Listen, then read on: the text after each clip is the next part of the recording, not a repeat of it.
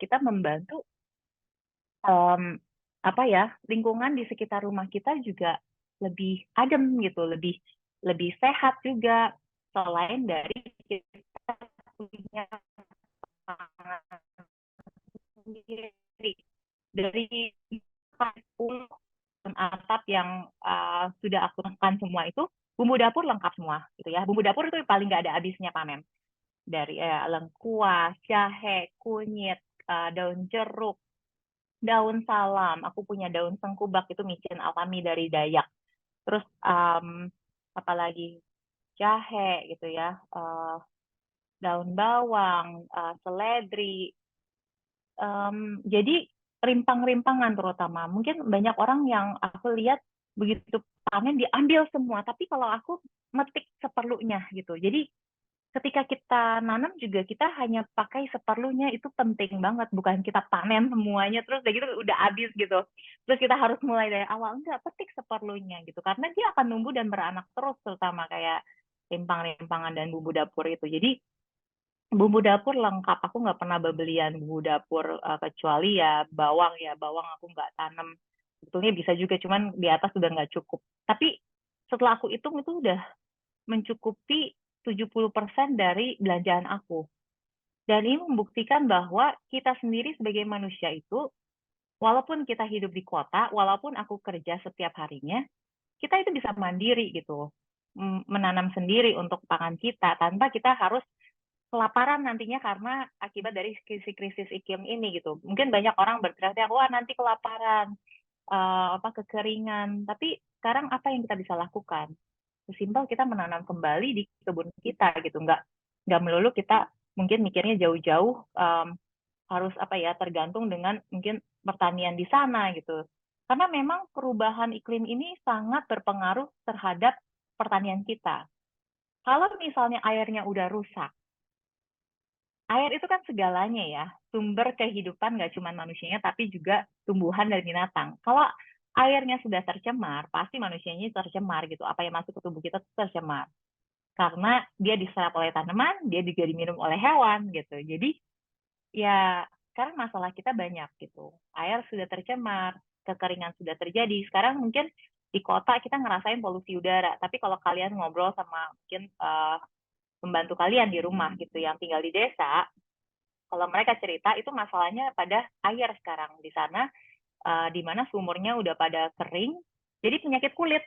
Jadi mereka air minumnya dan air untuk pertaniannya tuh kebanyakan yang dipakai untuk kebutuhan sehari-hari dari air pertanian, which is air pertaniannya itu mereka banyak pakai pupuk urea. Dan pupuk urea itu kan kimia gitu. Jadi ini mempengaruhi semuanya pada akhirnya. Jadi pupuk itu makanya penting banget untuk kita perhatikan, memakai yang alami, memakai yang kita olah dari sisa makanan kita, karena yang kimia-kimia ini juga banyak merusak tanahnya gitu. Pupuk urea itu banyak membuat tanah kita tuh jadi keras. Pupuk kimia itu merusak tanah kita juga. Akhirnya tanah kita biar subur, kita tergantung untuk beli pupuk lagi gitu, beli tanah lagi, beli media tanam lagi. Di kebun atap aku jarang banget beli tanah.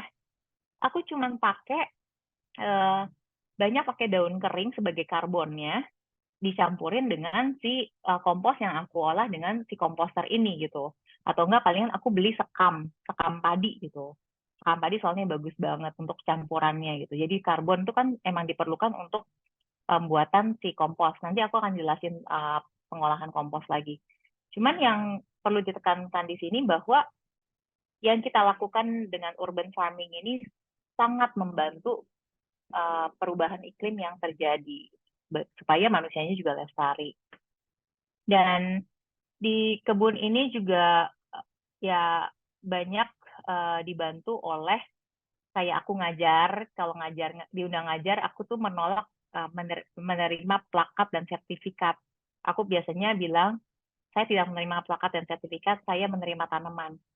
Dengan kayak gitu, kebun aku juga lebih meriah gitu, karena ini kedong-dong ini aku dapat sebagai hadiah pengganti plakat. Sampai sekarang itu tumbuh terus buahnya. Dan perawatannya hanya dengan ekoenzim dan si pupuk dari si komposter itu, sama ada selingan pupuk lainnya, nanti aku jelasin dari sisa makanan juga. Jadi itu hebatnya ya, maksudnya apa yang kita makan kalau kita kembalikan ke alam lagi, itu nyuburin terus gitu, tanpa kita harus bebelian lagi gitu. Kita udah apa banyak konsumsi kan. Jadi pertama kita juga bisa ngurangin penggunaan plastik kalau misalnya kita bebelian juga dengan kita mengolah seperti ini. Dan nyamannya ketika kita urban farming adalah fresh gitu semuanya. Kita petik pada saat kita mau makan. Dan no food waste gitu. Nggak ada tuh namanya ini udah layu terus habis itu kebuang gitu. Jadi yang ada sisa-sisa pangkasan atau misalnya yang pas kan namanya kalau kita mangkas itu kan juga menyuburkan kan ya. Jadi kalau misalnya udah layu-layu, kuning-kuning daunnya itu aku kasih ke ayam. Aku punya ayam gitu. Jadi bisa jadi pakan ayam juga. Jadi ya menarik ya dari si urban farming ini aku belajar banyak banget bahwa peran manusia untuk pelestarian lingkungan itu sangat penting gitu. Dan ini udah terbukti di kebun atap sendiri gitu. Sejak aku punya kebun atap, ekosistemnya sehat. Kalau malam itu suara jangkrik gitu, yang tadinya jangkrik belalang gitu, yang jadi suara hutan gitu. Jadi kayak aku sendiri kayak amazed kok aku tinggal di tengah kota kok kayak aku tinggal di alam di puncak gitu loh. Aku nggak usah jauh-jauh ke puncak, aku ke kebun kok aku bisa nemuin kepik gitu. Aku bisa nemuin belalang sembah, aneka jenis belalang, aneka jenis capung, aneka jenis lebah, lebah yang ada bumblebee, ada carpenter bee yang hitam gede, ada blue stripe bee gitu kan yang kecil terus ada garis-garisnya biru kecil banget, dia terbangnya cepet banget. Jadi senangnya pada musim pandemi itu anak-anak aku juga nggak tergantung sama gadget gitu ya, karena gadget cukup untuk pas lagi belajar sekolah gitu, mereka break mereka keluar gitu, mereka ke kebun, mereka ngelihat si hama-hama ini atau serangga-serangga yang hidup di situ itu menarik sekali melihat kehidupan mereka. Nanti ada kulit belalang yang apa ada di daun gitu ketika mereka apa sudah besar gitu kan mereka ganti kulit. Dan ini menarik ketika aku nemuin itu tuh jadi aku belajar IPA gitu, ilmu pengetahuan alam secara praktek bukan teori. Anak-anak juga gitu, aku kasih lihat nih kulit belalang ini, wah berarti si belalang ini ketika dia dewasa diganti kulit ya, lucu sekali gitu.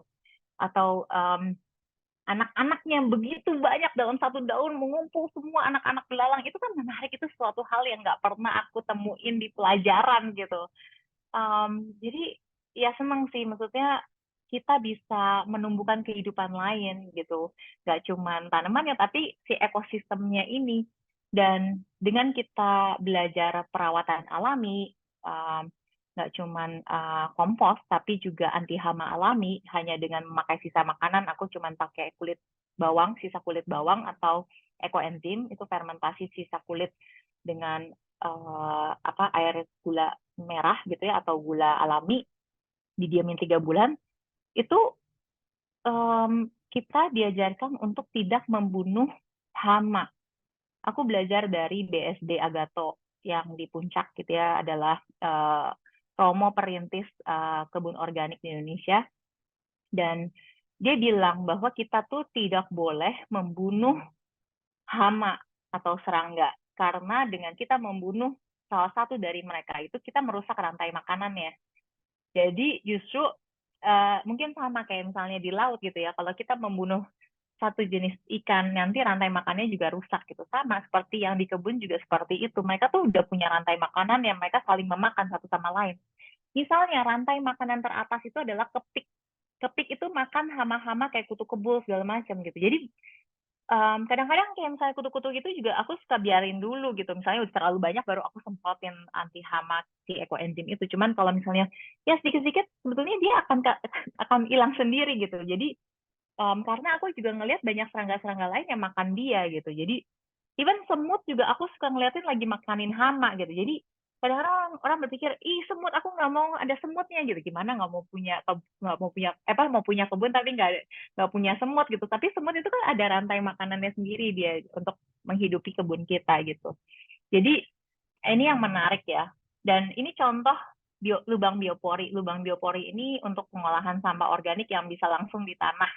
Jadi untuk nyuburin tanah langsung, atau misalnya kalian punya pohonnya itu mau disuburin, nah kalian jangan deket-deketin akarnya, tapi di titiknya itu yang pas airnya turun, kalian bikin si lubang biopori ini. Terus abis itu apa yang aku pakai? Komposter. Ini komposter. Nah, nanti aku jelasin lagi. Nah, ini air dari komposter ini. Jadi komposter itu menghasilkan dua, menghasilkan pupuk padat sama pupuk cair.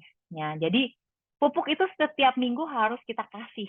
Ini jarang juga diajarin. Dan aku jadi belajar setiap Sabtu Minggu, at least seminggu sekali atau 2 kali aku pasti mupukin. Mupukinnya pakai apa?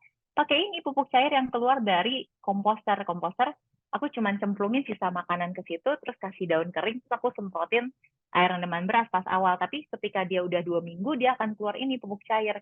Nah, pupuk cair ini untuk sebagai bioactivator lagi nantinya gitu. Jadi dia looping udah satu lingkaran sendiri gitu, nggak perlu.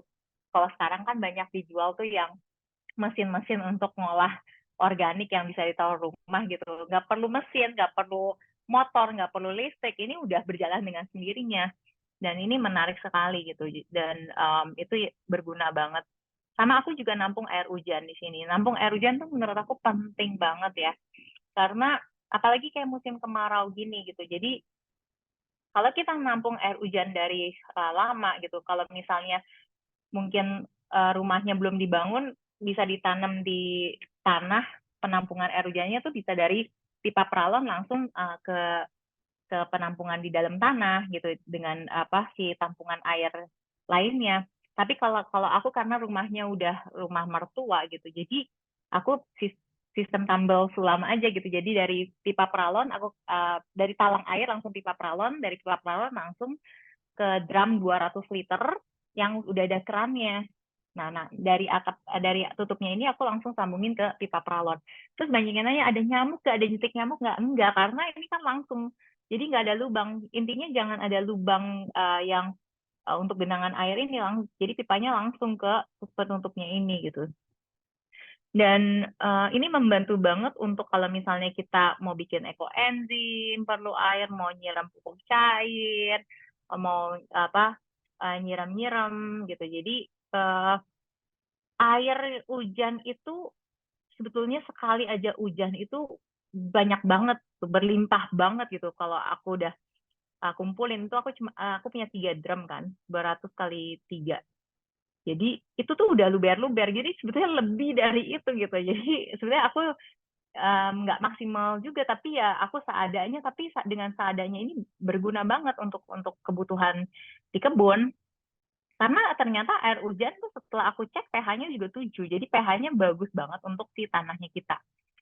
Terus ini ekoenzim. Ekoenzim itu fermentasi dari kulit buah ditambah gula alami, ditambah air. 1, 3, 10. Nanti aku ada detailnya lagi. Jadi diamin selama 3 bulan.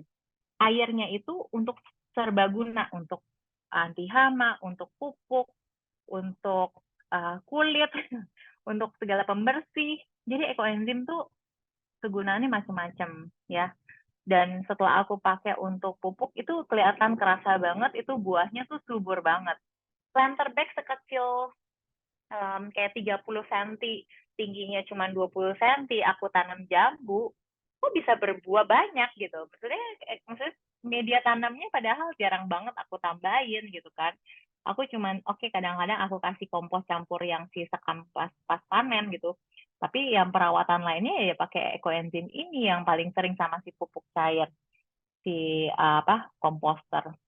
Terus aku punya ayam. Ayam itu dapat pupuk kandang selain kita dapat telurnya. Jadi ayam di rumah selain itu juga pet, bukan kita makan ya. Jadi kita namain buat teman di rumah. Tapi dia menghidupi kita juga gitu. Kita dapat telur, kita dapat si jeraminya ini aku taruh di bawahnya supaya dia pupnya itu nggak bau. Jadi pupnya itu nempel di jeraminya langsung kering. Jadi sama-sama jeraminya karbon kan, kita langsung taruh di tanah yang kita mau nyuburin gitu. Jadi karena di bawah, ini untuk nyuburin yang di bawah. Jadi berguna banget punya pet yang memang bisa nyuburin. Banyak, misalnya hamster, kelinci juga tuh kan, pupnya sama kencingnya itu nitrogen yang sangat bagus untuk kebun dan bisa langsung dipakai. Terus kambing, sapi, cuman kan kalau di kota kita nggak mungkin ya kambing dan sapi gitu. Cuman yang kecil-kecil kayak hamster juga pupnya bisa langsung. Jadi pupnya itu kan langsung di serbuk kayu. Jadi biasanya serbuk kayunya aku kalau misalnya diganti, aku taruh di ember, aku lembapin, semprot dikit, rada lembab, terus aku tutup 1 malam, habis itu tabur di tanah tanaman. Aku belajar dari mana hal-hal seperti ini sebenarnya ilmunya semua ada di internet, jadi kita Google aja gitu. Maksudnya kayak kita punya apa, ini kotoran ini bisa dijadiin pupuk nggak? Terus gimana caranya? Semua jawabannya ada gitu. Jadi sesimpel itu aja. Um, ya, ini contoh pupuk yang aku pakai.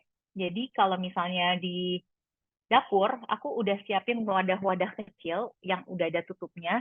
Ini air untuk air kulit pisang, ini untuk ampas kulit bawang, ini untuk cangkang telur gitu kan. Terus di samping komposter aku udah kasih botol-botol bekas gitu ya.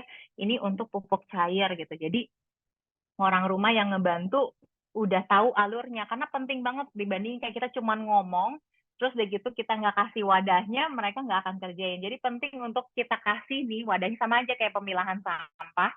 Kalau kita nggak kodein pemilahan sampahnya orang akan naruhnya asal. Tapi kita udah kodein, kita ajarin mereka. Jadi mereka punya wadah pembelajaran juga dibandingin nanti ini jangan dibuang ya, nanti kumpulin ya. Terus kita nggak kasih wadah, mereka nggak akan kerjain. Pasti mereka malas.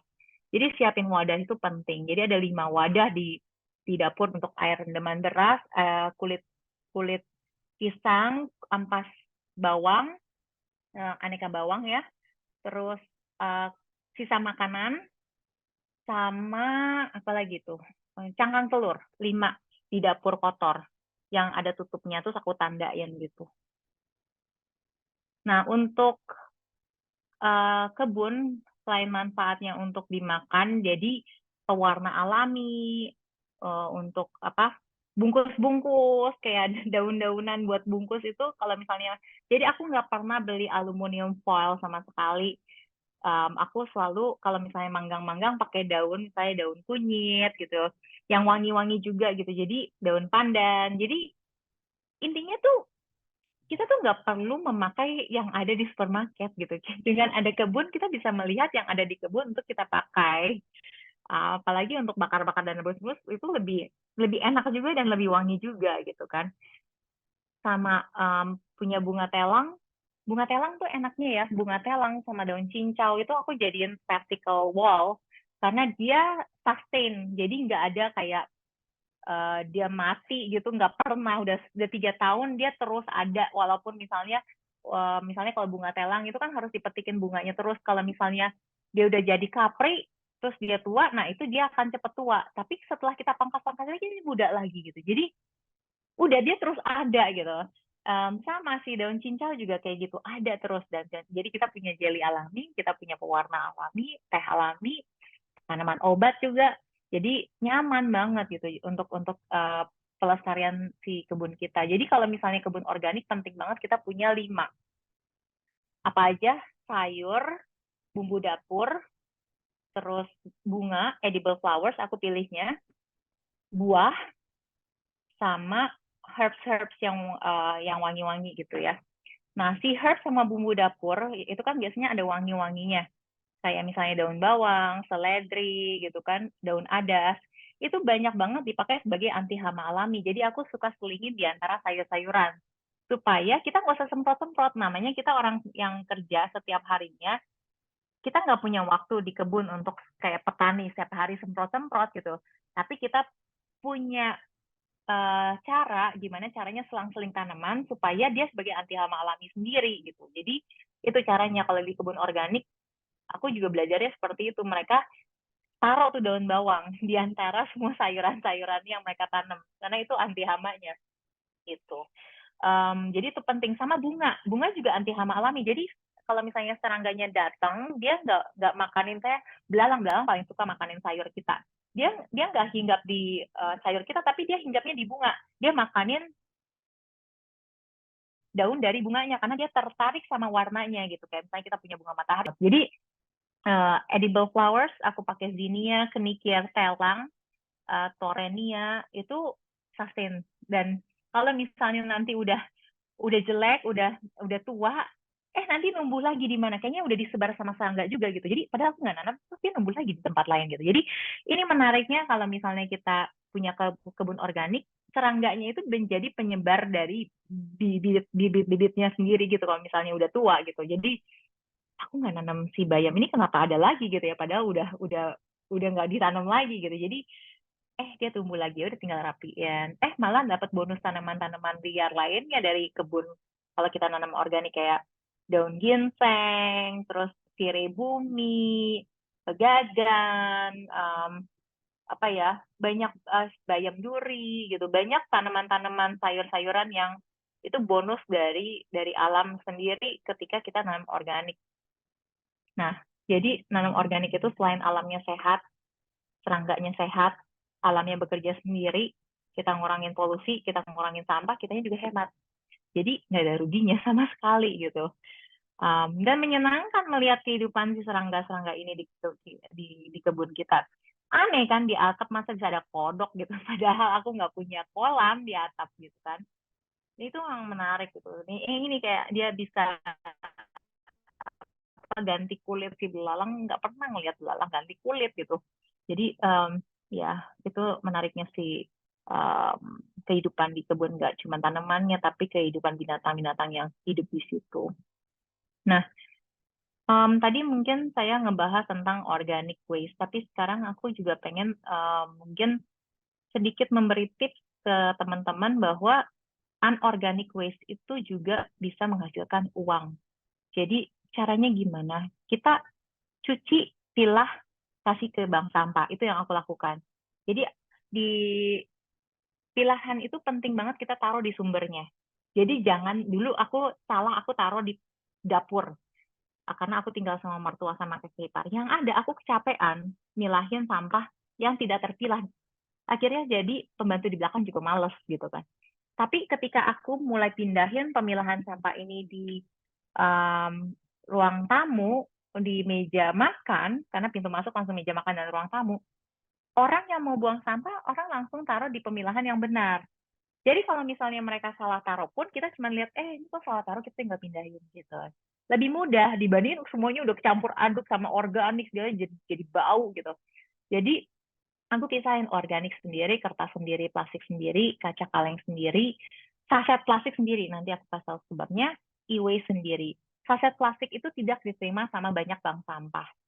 Ada bank sampah yang besar yang menerima saset plastik, kalau misalnya di Jakarta yang di Cakung. Saset plastik, pecahan kaca yang tidak diterima sama bank sampah lain, mereka terima. Jadi intinya yang ngedaur pasti ada, tapi PR kita hanya sisihin dulu, kita kumpulin dulu. Kayak misalnya di kantor, awalnya kita nggak tahu nih siapa yang menerima pilahan kaca. Tapi kita kumpulin dulu nih, sambil research gitu. Banyak banget yang nggak nerima, bank sampah ini tidak nerima. Tapi akhirnya ketemu juga yang di Cakung nerima. Gitu. Malah dia bisa pick up gitu kan. Jadi semua itu pasti ada jawabannya ketika kita mau membantu bumi. Sebenarnya intinya itu. Karena banyak teman-teman kita yang sebetulnya sudah membantu bumi, tapi nggak Pasha, matiin Pasha. Tapi nggak. Iya, garing boleh. Kayaknya ada suara masuk mungkin.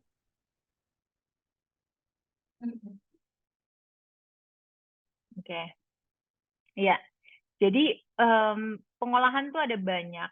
Dulu aku kenal namanya cuma bank sampah, tapi semakin tahun berkembang sekarang waste management juga semakin banyak. Ada Recosystem, ada Waste for Change, ada Armada Kemasan, ada Rapel gitu ya. Ada Duitin, ada Plastic Pay gitu kan yang di mall-mall. Jadi semakin kita membantu pendaur sampah dan waste management ini, ya semakin mereka berkembang dan semakin membantu teman-teman kita lainnya. Jadi penting banget untuk ya kita melakukan solusi ini supaya teman-teman di sekitar kita juga melakukan. Dan nyaman kalau misalnya kita udah kumpulin dan ngebiasain bersihin itu penting ya, karena mungkin kita dibilang kita pilah, tapi nggak dibilang kita harus bersihin. Itu salah satu kunci kita ngebersihin sampah, itu penting banget. Karena dengan kita ngebersihin sampah, ngebersihinnya tuh gimana biar nggak ribet. Setiap kali kita mau buang, kita langsung ke sink, langsung ke wastafel. Sama kayak kita nyuci piring dan nyuci baju lah intinya. Kita bilas dulu gitu, sama kayak misalnya box susu gitu habis, kita langsung bilas, langsung tirisin, langsung biarin sampai kering baru dia masukkan pemilahan. Intinya kayak gitu. Saset kena sambal juga gitu. Aku cuci pakai sabun di rumah pakai lerah bisa. Kalau misalnya terlalu banyak minyak, aku pakai kulit lemon aku gini-giniin bisa. Terus langsung tirisin, nanti begitu udah kering baru masuk ke pilahan si saset. Jadi dengan seperti ini, pertama pilahan sampah kita nggak bau karena nggak kecampur sama si organic waste. Karena organic waste-nya udah dibersihkan atau sudah disisihin ke bagian organik. Nah, kedua, nggak ada yang namanya kecoa, nggak ada yang namanya semut di tempat pilahan sampah di utama. Dan di pemilahan sampah yang besar yang di belakang. Aku taruh di belakang dapur itu ada pemilahan yang lebih besar lagi untuk ngumpulin sampah yang lebih banyak, tapi udah dikode-kodein juga. Dan kalau kita punya komposter, itu juga nggak ada semutnya gitu, karena kita udah prosesnya udah benar. Nah, prosesnya yang benar ini yang harus kita pelajarin. Jadi komposter yang aku pilih itu namanya komposter aerob. Jadi dia memakai lubang udara. Jadi komposter itu kan lembar yang ada saringan sama ada kerannya. Antara saringan sama keran biasanya ada titik-titik lubang udara. Di sini nggak kelihatan jelas, cuman di sini ada titik-titik gitu kan, pas di bawah saringan di dalamnya. Nah, saringan tuh untuk apa? Nanti dia akan ngumpulin pupuk cair. Nah, tapi pupuk cairnya itu biasanya bau kalau misalnya semuanya ketutup. Nanti kalian akan kapok karena bau busuk. Nah, jadi pastiin yang kalian beli itu komposternya aerob, memakai sirkulasi udara sistemnya. Jadi sirkulasi di bawah itu udaranya juga keluar, gas metananya keluar untuk pupuk cairnya, makanya pupuk cairnya nggak bau. Nah, yang di atas karena kita buka tutup, maka gas metananya juga udah keluar. Karena pas kita masukin kan kita buka, terus besoknya tutup lagi, abis itu tutup lagi, terus besok buka lagi. Jadi di atas udah nggak bau gitu. Nah, yang paling penting lagi, yang sering kurang diajarkan adalah pemasukan daun kering, tanah, sekam, ranting, atau rumput ini, itu adalah karbon. Jadi pemasukan karbon itu penting. Bisa dari daun kering, atau bisa dari recycle paper, atau bisa dari tanah, atau bisa dari sekam, atau bisa dari kayu gitu, atau rumput, pangkasan rumput gitu. Itu adalah karbon. Jadi kita selingin setiap masukin sampah makanan, atasnya karbon, terus aku semprotin bioactivator. Bioactivator itu bisa dari air gula merah atau air beras atau rendaman beras gitu sebagai awalnya. Tapi nanti ketika udah masuk 2 minggu, dia akan keluar pupuk cair di selangnya ini. Nanti kita udah nggak usah bikin bioactivator yang dari air gula merah atau beras lagi. Langsung dari pupuk cair, cuman pakai 1 tutup botol untuk 1 liter air. Semprotin supaya lembab doang, jangan basah, lembab aja. Terus tutup setelah habis karbon. Jadi sampah makanan kita adalah nitrogen, tapi perlu karbon untuk menjadi kompos. Jadi nitrogen tambah karbon sama dengan kompos. Teori ini yang perlu kita pahami, karena kalau kita nggak paham kita perlu karbon, kenapa ya bau gitu? Karena sebetulnya perlu karbon gitu. Karbon itu untuk menetralisir, untuk mendegradasi atau menguraikan lebih cepat si sampah makanan kita. Sama lubang biopori, kita bikin dengan bor biopori. Bornya itu kan ada kayak pisaunya begini kan. Dia kalau kita putar-putar-putar dia akan bikin kayak lingkaran gitu, kayak pipa gitu ya ke tanah. Nah, untuk bikin lubang biopori kita basahin dulu tanahnya, baru kita bor. Terus basahin lagi, baru kita bor gitu kayak untuk supaya bisa ngangkat tanahnya lebih gampang kan kalau keras susah. Nah, nanti setelah udah kedalaman 50 sampai 60 cm, diameternya sekitar 10 sampai 12 cm, terus dinding atasnya aku kasih pipa pralon mungkin sekitar 10 cm sama semen supaya buat mulutnya. Terus tutupnya aku pakai tutup pipa pralon, terus aku bor kecil-kecil, terus aku kasih kail. Kailnya bisa pakai, sekarang banyak banget orang pakai cable ties itu suka dikumpulin tuh bisa buat tarikan atau pakai kawat. Jadi yang kita masukin sama persis seperti komposter, sisa makanan. Tapi bedanya kalau misalnya komposter supaya penguraiannya sama gitu ya, nggak dramanya nggak banyak apa ya hewan-hewan yang aneh-aneh, penguraiannya juga sama. Aku nggak campurin sama daging. Jadi hanya sampah dapur seperti daun, kulit buah di komposter. Kalau misalnya biopori, aku masukin tulang, sisa makanan masak gitu. Karena sisa makanan masak udah kena minyak, udah kena susu gitu ya, udah campur aduk baunya. Jadi aku masukin ke lubang biopori. Tapi sama dua-duanya, kasih karbon. Karbonnya daun kering yang paling gampang, karena daun kering pasti ada di jalanan. Aku suka mintain dari tukang sapu juga. Jadi ya udah, kalau lubang biopori aku nggak pernah semprotin bioactivator, biarin aja. Pokoknya sampah makanan daun kering. Terus besoknya aku tusuk-tusuk lagi pakai bambu, dia turun. Sampah makan dia nggak pernah kayak penuh berlimpah gitu. Jadi dia akan turun terus dan mengurai. Dan tujuan kita pakai tutup pipa peralon itu supaya nggak digaru-garu tikus, nggak diambil sama kucing juga gitu. Jadi itu membuat kita juga nyaman. Nah, tadi kan aku ngejelasin tentang sampah anorganik ya. Itu aku kirim ke bank sampah. Yang sebelah kiri ini adalah contoh buku tabungan. Buku tabungan ini pasti dikasih sama bank sampah karena itu seperti bank. Jadi cuma kita nabungnya pakai sampah. Terus kita bisa withdraw money anytime we want gitu. Jadi biasanya dapat receipt, dapat tanda terima, dan receipt-nya ini sebagai kamus di rumah. Aku kasih pembantu aku nih, kasih tahu nih. Nih ya, makanya ini semua aku pilahin karena ini semua adalah uang nih, ada per kilonya. Nanti ini buat kalian gitu. Jadi si saldonya ini sebenarnya untuk orang yang membantu aku di rumah.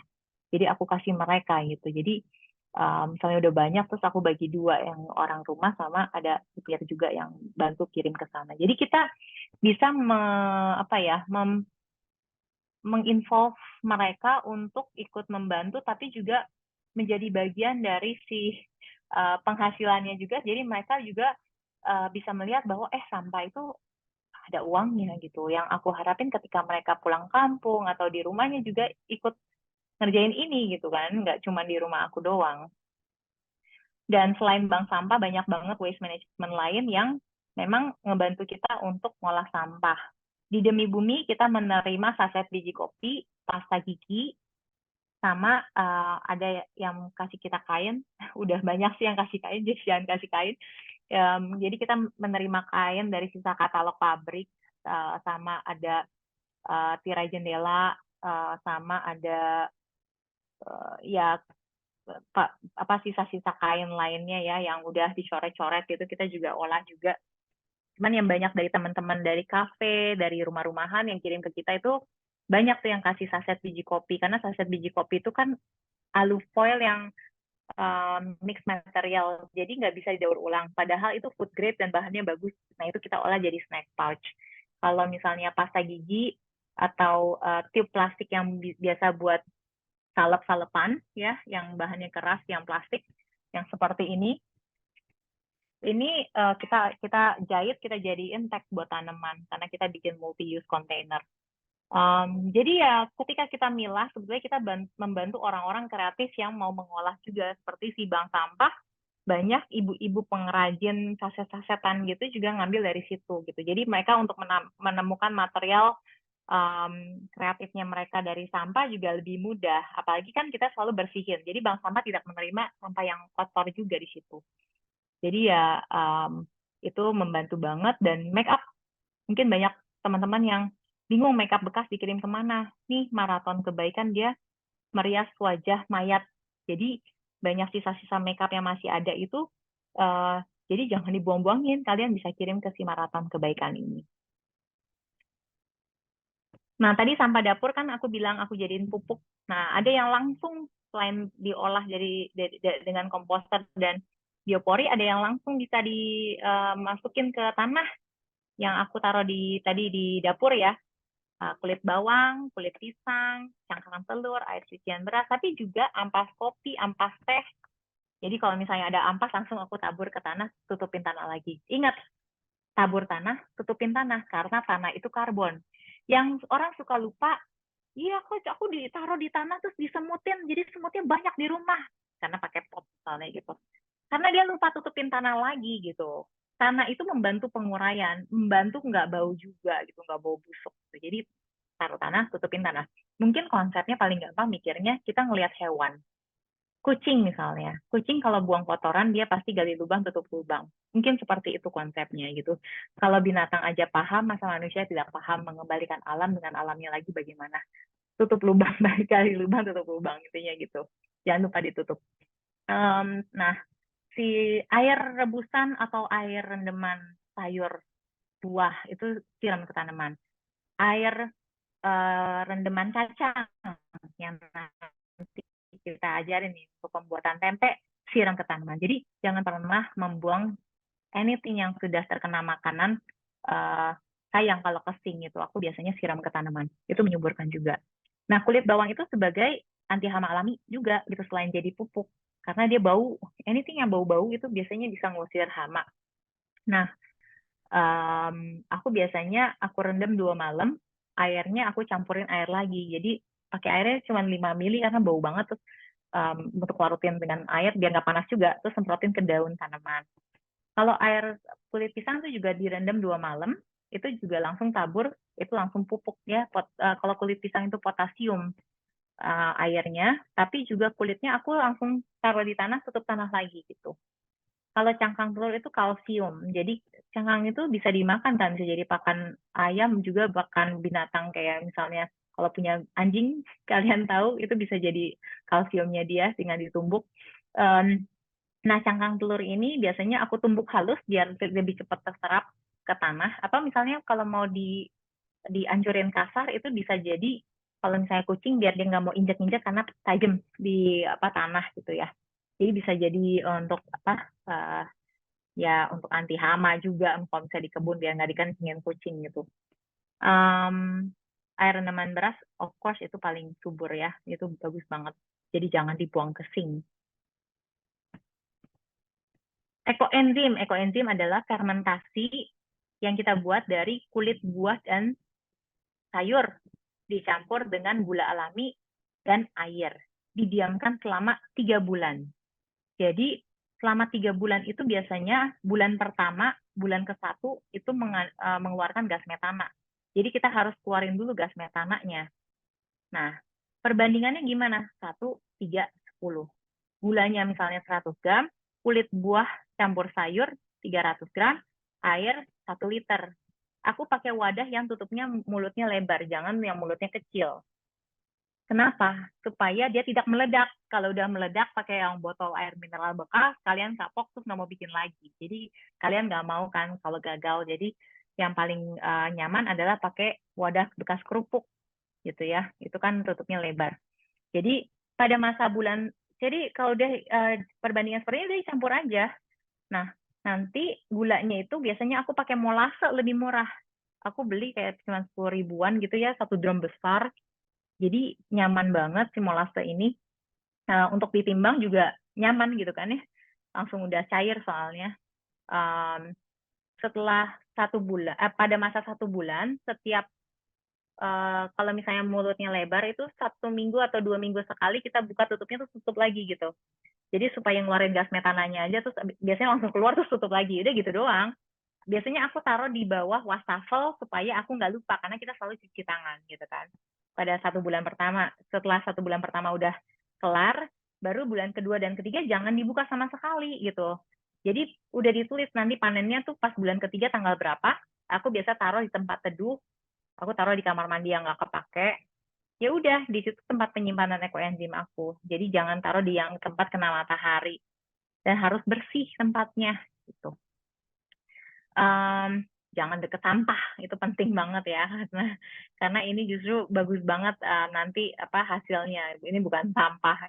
Ini itu kita kayak bikin cuka apel karena baunya juga mirip cuka apel. Paling enak kalau nyampurin banyak si kulit buah jeruk yang aku masukin kayak kulit buah-buah yang wangi ya. Aku nggak masukin kulit pepaya, kulit pisang, karena baunya rada busuk gitu. Tapi kalau mau masukin nggak apa-apa, tinggal dicampurin lebih banyak kulit jeruk aja, sesimpel itu. Dan lerak itu juga berguna banget untuk pengurangan sampah aku. Aku udah 5 tahun pakai lerak di rumah. Lerak itu adalah buah seperti kurma kering, tinggal direndam dengan air panas, tutup 5 menit, remas-remas udah jadi sabun. Tapi kalau kita mau bikin sabun cairnya, kita rebus jadi buahnya. Jadi biasanya takarannya 1:4 kalau aku. Atau enggak, aku udah kira-kira sih sekarang udah nggak ada takar-takar lagi, cemplung aja buahnya nanti ke panci. Nah, pancinya itu aku pakai terus buat rebus lerak gitu. Jadi panci yang udah bekas biasanya udah rada jelek gitu ya. Jadi kalau misalnya aku pakai buat cuci setiap hari, aku udah kayak bikin hampir tiap hari atau 2 hari sekali gitu, karena bikinnya pakai panci, direbus pagi, nanti kan langsung ditirisin, dipakai buat airnya bisa buat cuci piring, cuci baju, pembersih lantai gitu. Nah, besoknya si buah yang sudah direbus ini, aku isi lagi pancinya air, aku diamin aja. Besok paginya aku rebus lagi gitu. Jadi dengan mendiamkan 2 malam si buah di panci ini, terus besoknya direbus, itu lebih cepat apa pas awal-awal ya lebih cepat lunak. Jadi kalau misalnya dia kulitnya sudah lunak, dia sudah lebih cepat mengeluarkan si zat saponinnya untuk menghasilkan si uh, apa zat yang buat membersihkan kotoran gitu, yang untuk membersihkan bakteri juga dari baju kita dan dari piring-piring atau cucian kita. Jadi selain buat cuci piring, buat pakaian, dia bisa pakai buat shampoo juga. Dia bisa dipakai buat pembasmi hama juga. Jadi campuran pembasmi hama bisa dipakai sebagai pembersih lantai, cuci tangan. Kalau cuci tangan tinggal tambahin essential oil biar wangi. Sama untuk shampoo hewan peliharaan gitu, kasih essential oil juga atau wangi-wangi. Jadi kalau misalnya kita belajar secara overall tadi, ternyata banyak banget yang hal-hal yang kita bisa lakukan untuk pengurangan sampah di rumah kita dan pengolahan sampah mandiri. Nah, sekarang aku mau jelasin lebih ke tempe. Jadi di Indonesia ini itu adalah negara produsen tempe terbesar karena kita penemu tempe sebetulnya untuk dunia ya. Dan tempe itu di dunia udah dikenal sebagai makanan superfood karena nutrisi yang terkandung dalamnya. Sayangnya di Indonesia kita kurang diajarin nutrisi di dalamnya. Jadi kita cuman makan tempe goreng gitu. Tempe goreng udah kayak makanan yang murah gitu, yang setiap hari selalu ada. Tapi kita kurang berpikir nutrisi di dalamnya tuh ternyata banyak banget ya, banyak masuk fiber, protein, karbohidrat, semuanya lengkap di dalamnya hanya dengan si tempe ini. Dan di Indonesia itu masih dihasilkan di industri skala kecil, rumah-rumahan. Dan ternyata ada undang-undang pelindung si tempe ini loh. Jadi tempe itu bukan pabrik, tempe itu adalah kerajinan. Jadi nggak boleh dibuat oleh pabrik. Ada undang-undangnya di Indonesia, tempe itu harus dibuat di rumahan. Dia adalah kerajinan, bukan hasil pabrik. Jadi ditemukan pada abad 16, namanya dulu tertera di bahasa Sanskrit yang ada di prasasti di Serat Centini 1814. Nah, ada namanya resepnya itu jahe santan tempe sama kadale tempe serundengan. Ya, dari sini jadi kita tahu bahwa tempe itu berasal dari Klaten gitu ya. Dan ini ditulis di Serat Centini ini disajikan pada masa si Mas Cebolang di Kerajaan Mataram itu lagi jalan dari Candi Prambanan menuju Pajang. Dia mampir ke Desa Tembayat di Klaten, disajiin si tempe ini. Jadi menarik banget sebetulnya si tempe ini nggak cuma dari makanannya, tapi sejarahnya. Jadi kenapa zaman dulu bisa ada tempe? Nah, itu mungkin orang banyak bertanya-tanya, karena dulu kita Indonesia tuh ada kerja rodi dari Belanda. Tapi kita nggak dikasih makanan daging, karena daging itu mahal. Dan Indonesia mencetakkan sendiri si tempe ini. Katanya si tempe movement dia bilang gini, mungkin ada bapak-bapak lagi bawa kacang kedelai rebus katanya di daun gitu, terus kebetulan daunnya daun jati, ternyata di daun jati ini ada si bakteri yang memang untuk bikin jamur rhizopusnya ini gitu kan. Nah, ternyata jadi makanan putih. Jadi mereka bilang itu adalah tumpi, makanan berwarna putih. Jadi dulu tempe itu namanya tumpi. Dan awalnya itu pakai kedelai hitam, bukan kedelai putih. Sekarang aja semua tempe pakai kedelai putih, udah gitu GMO lagi, terus import lagi. Jadi dengan kita bisa bikin tempe sendiri, sebetulnya keuntungannya adalah kita bisa memakai kacang kedelai lokal. Kedelai lokal itu ada kedelai hitam, kedelai putih. Bahkan kita bisa pakai kedelai muda, kedelai hijau. Orang berpikir bahwa, bisa pakai edamame nggak? Orang nyebutnya edamame terus gitu. Kenapa nggak kita sebut kedelai hijau? Edamame itu kedelai hijau, teman-teman. Edamame itu sebetulnya sebutan di Jepang aja gitu. Kita mungkin karena kerajaan Jepang kita tahu edamame, karena di supermarket edamame. Tapi kalau kita ngomong sama orang desa, mereka tuh udah terbiasa banget makan kedelai hijau karena emang ada di pasar gitu. Direbus juga dan masih rencengan-rencengan kayak makan kacang gitu. Jadi sebetulnya dengan kita belajar tempe ini kita mulai apa ya, kembali ke masa lalu kita, bagaimana sebetulnya budaya kita yang asli itu sebetulnya seperti apa. Kedelai kita itu variannya ternyata banyak, sama seperti beras itu. Di Dayak ada peneliti, teman aku peneliti beras di Dayak, Dayak Iban, padinya itu ada 100 varian loh. Di Indonesia itu dari satu suku aja ada 100 varian padi untuk beras gitu. Itu jarang banget kita diedukasikan gitu. Jadi sayang ya kalau misalnya kita nggak bantu para petani lokal untuk melestarikan kacang-kacangan kita, nanti kacang-kacangan kita punah, variannya juga akan punah. Dan dengan membuat tempe ini, sebetulnya dengan tempe aneka kacang, kita bisa membantu petani-petani lokal ini untuk menanam terus di kacang-kacangan lokal ini. Kalau kita selalu tergantung sama yang ada sekarang, mungkin kedelainya udah kacangnya import dan GMO, nanti petaninya kita nggak mau nanam lagi karena nggak bisa bersaing dengan harga yang import gitu. Kenapa kedelai lokal lebih mahal? Karena kedelai impor itu harganya murah sekali dan mereka untuk nanam jadi mereka udah nggak mau nanam lagi karena harganya nggak bisa bersaing dengan yang impor. Pertama, sama mendingan mereka tanam tanaman lain yang lebih laku. Nah, sedangkan kalau kita support terus nih petani-petani lokal kita, ya kita bisa melestarikan petani kita ini untuk menanam lagi gitu. Dan kacang-kacangan di Indonesia tuh sangat luar biasa. Aku pernah udah bikin kedelai dengan kacang Arab, kacang koro aja ada macam-macam, koro bengu, koro merah, koro putih gitu ya. Terus kacang tolo, kacang apa ya,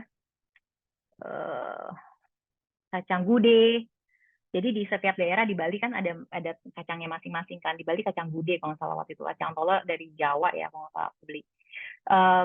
Ya kita bisa kan di sekarang ada Tokped gitu ya, ada apa online shop, jadi kita bisa ngelihat ini kacang-kacangan lokal, jadi kita bisa belajar juga kacang-kacangan lokal tuh ada macam-macam apa aja gitu, jadi kita bisa pakai untuk pembuatan tempe ini, dan secara rasa juga jadi beda gitu, dan menarik, dan nutrisi yang masuk ke tubuh kita juga pasti jadi beda. Dan tempe yang kita di negara kita dan tempe di luar negeri itu ternyata beda loh. Tempe di negara kita itu mengandung vitamin B12, sedangkan yang di luar negeri enggak. Kenapa? Karena bilangnya Indonesia tidak steril. Sebenarnya bukan tidak steril sih, karena suhu, temperatur, kelembapan itu menumbuhkan bakteri yang memang diperlukan untuk pembuatan tempe ini sehingga menghasilkan vitamin B12. Sedangkan kalau di luar negeri mereka pakai alat kan yang untuk mengatur suhu gitu, beda, nggak ada kelembapan yang sama seperti kita gitu.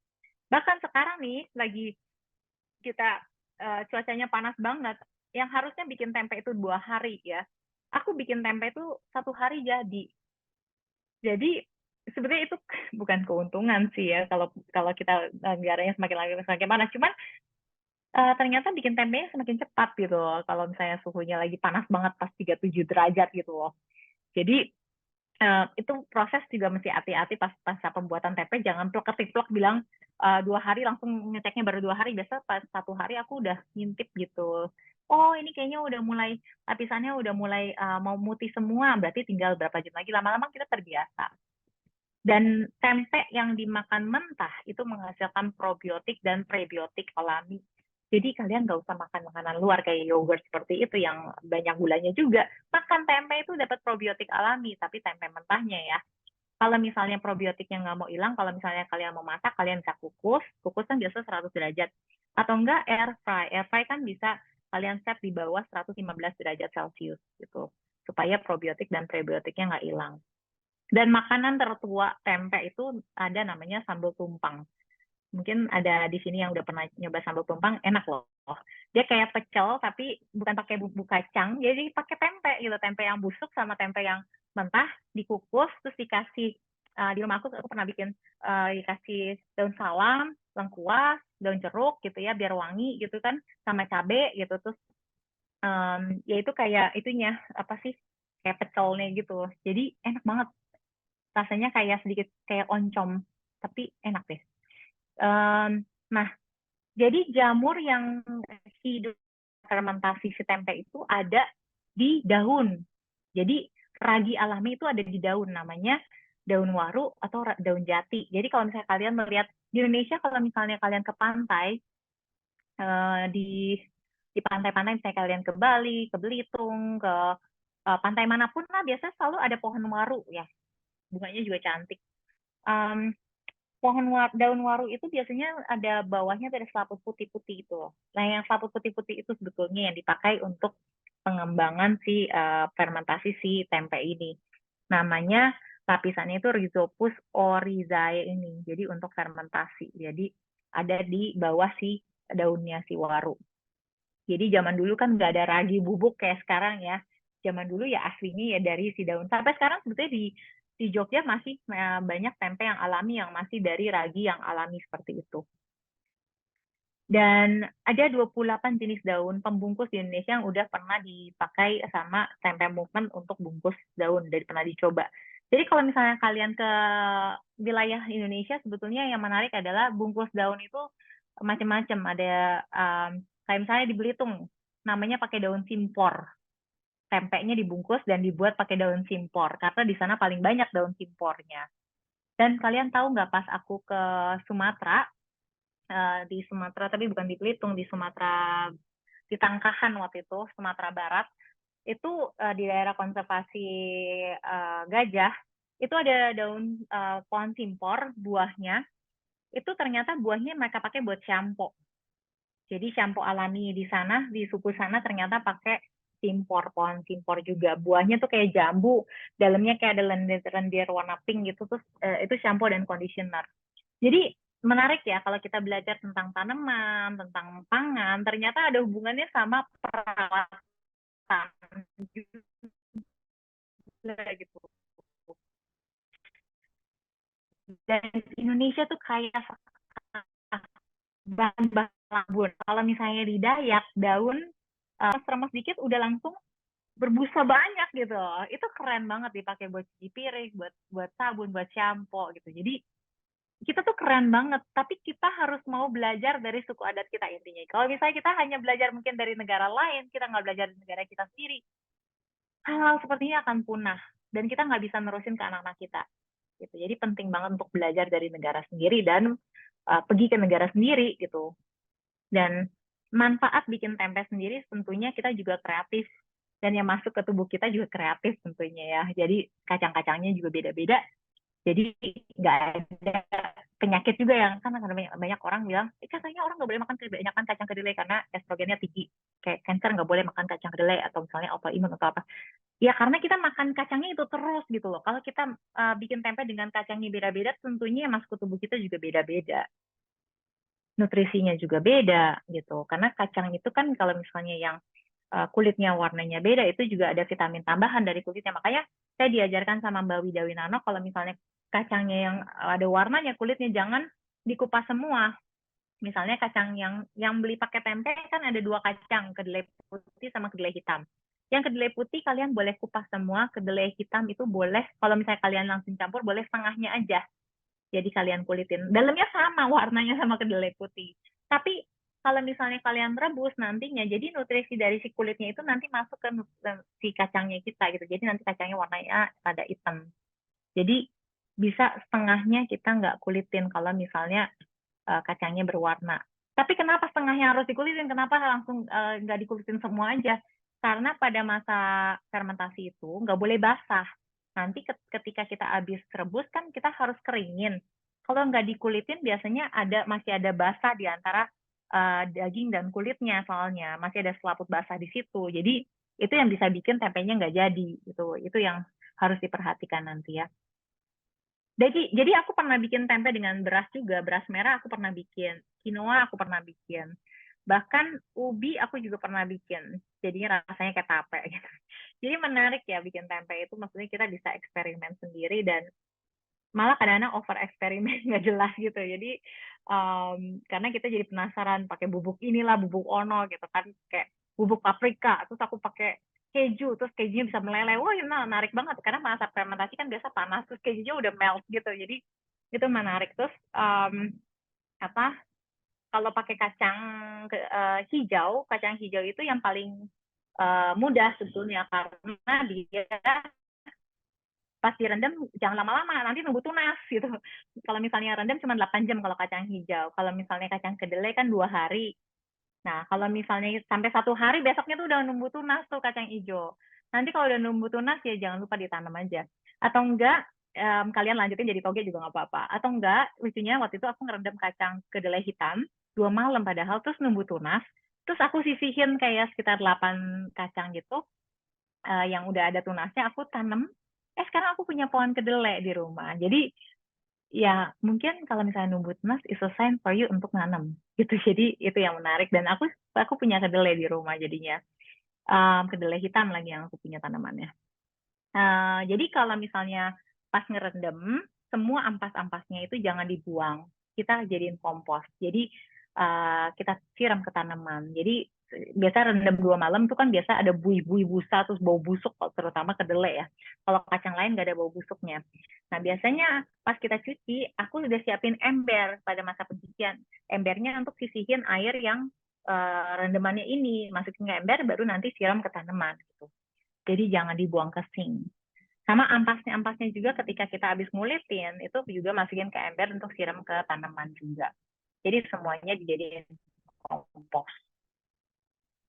Nah, yang kita ajarin di sini, bikin tempe itu jangan pakai plastik. Jadi pakai wadah yang ada, hanya ditutup dengan kain lembab.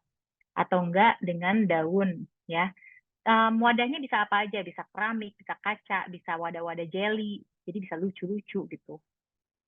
Nah, jadi kita bisa kreatif mengolah si tempenya juga setelah udah jadi. Mau jadiin burger, jadiin sate, mau makan mentah, semuanya fleksibel. Karena kita bikin sendiri, tentunya airnya lebih bersih, yang bikin kita sendiri, energinya juga dari kita, auranya dari kita, pasti yang masuk lebih baik. Jadi itu yang aku rasain juga sih, kayaknya pengolahan pangan tuh tergantung orang yang bikin juga. Kalau Mbak Wida bilang, di tangan kita itu mengandung asam amino. Jadi setiap orang yang bikin pasti rasanya bisa beda nanti karena si asam aminonya ini. Jadi makanya bikin tempe itu kerajinan tangan kan. Dia pasti ada efek dari si tangannya juga. Dan ya dengan kita buat tempe tentunya kita turut melestarikan pangan kita. Nah, ini perbandingan tempe versus tahu. Banyak yang bilang, gue lebih suka tahu. Tapi kamu tahu nggak nutrisi tempe itu lebih bagus dari tahu. Dan tahu itu kan diciptakan dari Cina. Kalau tempe kan dari Indonesia gitu. Yang nyiptain. Jadi kita harus bangga sama tempe kita. Ternyata proteinnya 2 kali lipat dari tahu. Ternyata kalorinya juga jauh lebih banyak, makanya kita cepat kenyang. Lemaknya sedikit, ya sama lah mirip ya. Karbohidratnya jauh lebih banyak. Seratnya jauh lebih banyak. Jadi itu kerennya tempe. Dan makan tempe dengan protein yang sangat tinggi dibandingkan dengan hewani lain ya ternyata emisi karbonnya paling rendah gitu kan dibandingin hewan. Tempe versus daging ternyata dengan gram yang sama proteinnya jauh lebih banyak gitu. Kalorinya jauh lebih banyak, lemaknya jauh lebih sedikit untuk diet nih. Karbohidratnya lebih banyak, makanya kita cepat kenyang. Jadi nggak usah pakai nasi kan makannya. Misalnya kalau yang mau mengurangi berat badan, seratnya jauh lebih banyak gitu. Jadi sebenarnya tips untuk kalian, kalau misalnya kalian bikin tempe, terus cobain deh slice kecil makan mentah. Rasanya tuh beda banget sama tempe yang ada di ya yang dibuat dari supermarket ya. Karena yang paling enak itu pada saat panen sebetulnya makannya. Pas panas-panas gitu. Pas matang ya kayak kita masak lah beneran gitu. Bener-bener kayak kacang rebus makannya tuh nggak ada rasa tempe sama sekali. Nanti kalau dimakan hari kedua, hari ketiga itu rasa fermentasinya semakin berasa gitu. Semakin kita simpan. Walaupun simpan di kulkas ya, walaupun fermentasinya udah di stop. Jadi ini proses pembuatannya. Rendam kacangnya, kacang yang udah disiapin di paket tempe kalian tuh kacang kedelai. Ada kedelai hitam dan kedelai putih. Kalian boleh pisahin. Kalau misalnya kalian mau bikin kayak pelangi gitu nanti tempenya putih hitam putih misalnya gitu. Tapi kalau kalian mau langsung campur nggak apa-apa. Biasa takaran airnya itu ketinggiannya itu 3 kali kacang. Aku nggak ukur-ukur takar-takar, paling gampang udah 3 kali kacang aja. Kayak kita ngerendam kacang aja supaya kacangnya nggak sampai keluar-keluar gitu kan. Pasti nanti dia ngambang naik kan. Nah, direndam 2 malam. Tutup dengan kain atau tutup dengan piring, doesn't matter. Jangan tutup pakai plastik karena mengurangi plastik. Habis itu setelah udah 2 malam, biasanya nih kita suka lupa bahwa kita ngerendam kacang. Terus kita ngelewat itu, kenapa ya di dapur kayak ada bau busuk, ini kayak bau bangke apaan sih gitu. Oh iya, itu kita lagi ngerendam kacang. Soalnya baunya benar-benar bau busuk gitu. Oh iya, kita udah harus nyuci si kedelainya. Terus kita siapin ember jangan lupa, sama saringan buat nirisin. Langsung tirisin di ember, airnya buang di ember, terus langsung kasih air lagi, cuci, terus buang di ember lagi. Jadi nggak ada air masuk ke sink, terus baru kasih air lagi, terus kalian remes-remes, kayak remesnya kayak nyubit orang lah, remes. Nanti ada bunyi kayak bunyi kertek gitu, dia kulitnya udah ngambang-ngambang semua. Nanti setelah udah semuanya udah kulitnya ngambang semua, pakai saringan mangkoknya kalian gerak-gerakin dikit gitu ya, baskomnya kalian gerakin dikit tuh saring. Nanti kan kalau digerakin dikit dia langsung melayang-layang tuh itunya kulit dari si kacangnya. Saring, saring, saring. Nah, kulitnya langsung cemplungin ke ember lagi untuk disiram ke tanaman. Baru setelah udah selesai, udah bersih kacangnya, rebus. Rebus kalau kedelai itu 45 menit. Kalau misalnya kacangnya mau kalian pisah putih sendiri, hitam sendiri, nggak apa-apa, rebus terpisah. Atau mau digabungin, nggak apa-apa.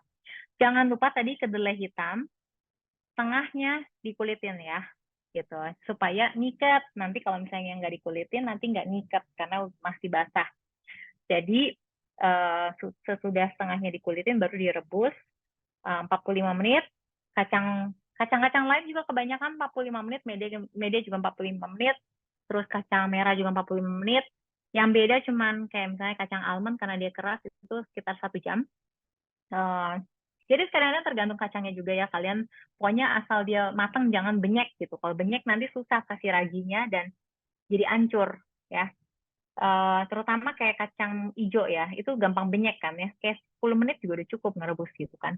Jadi kacang hijau mesti hati-hati. Mungkin paling gampang kalian beli kacang hijaunya yang kupas. Kalau misalnya kalian harus ngulitin, biasanya rada capek tuh, kecil-kecil banget gitu ngulitinnya. Terus nanti setelah direbus, kalian tirisin. Kalian angkat kacangnya, sama airnya jangan dibuang, airnya nanti biar dingin terus nanti siram ke tanaman. Langsung taruh di sampah.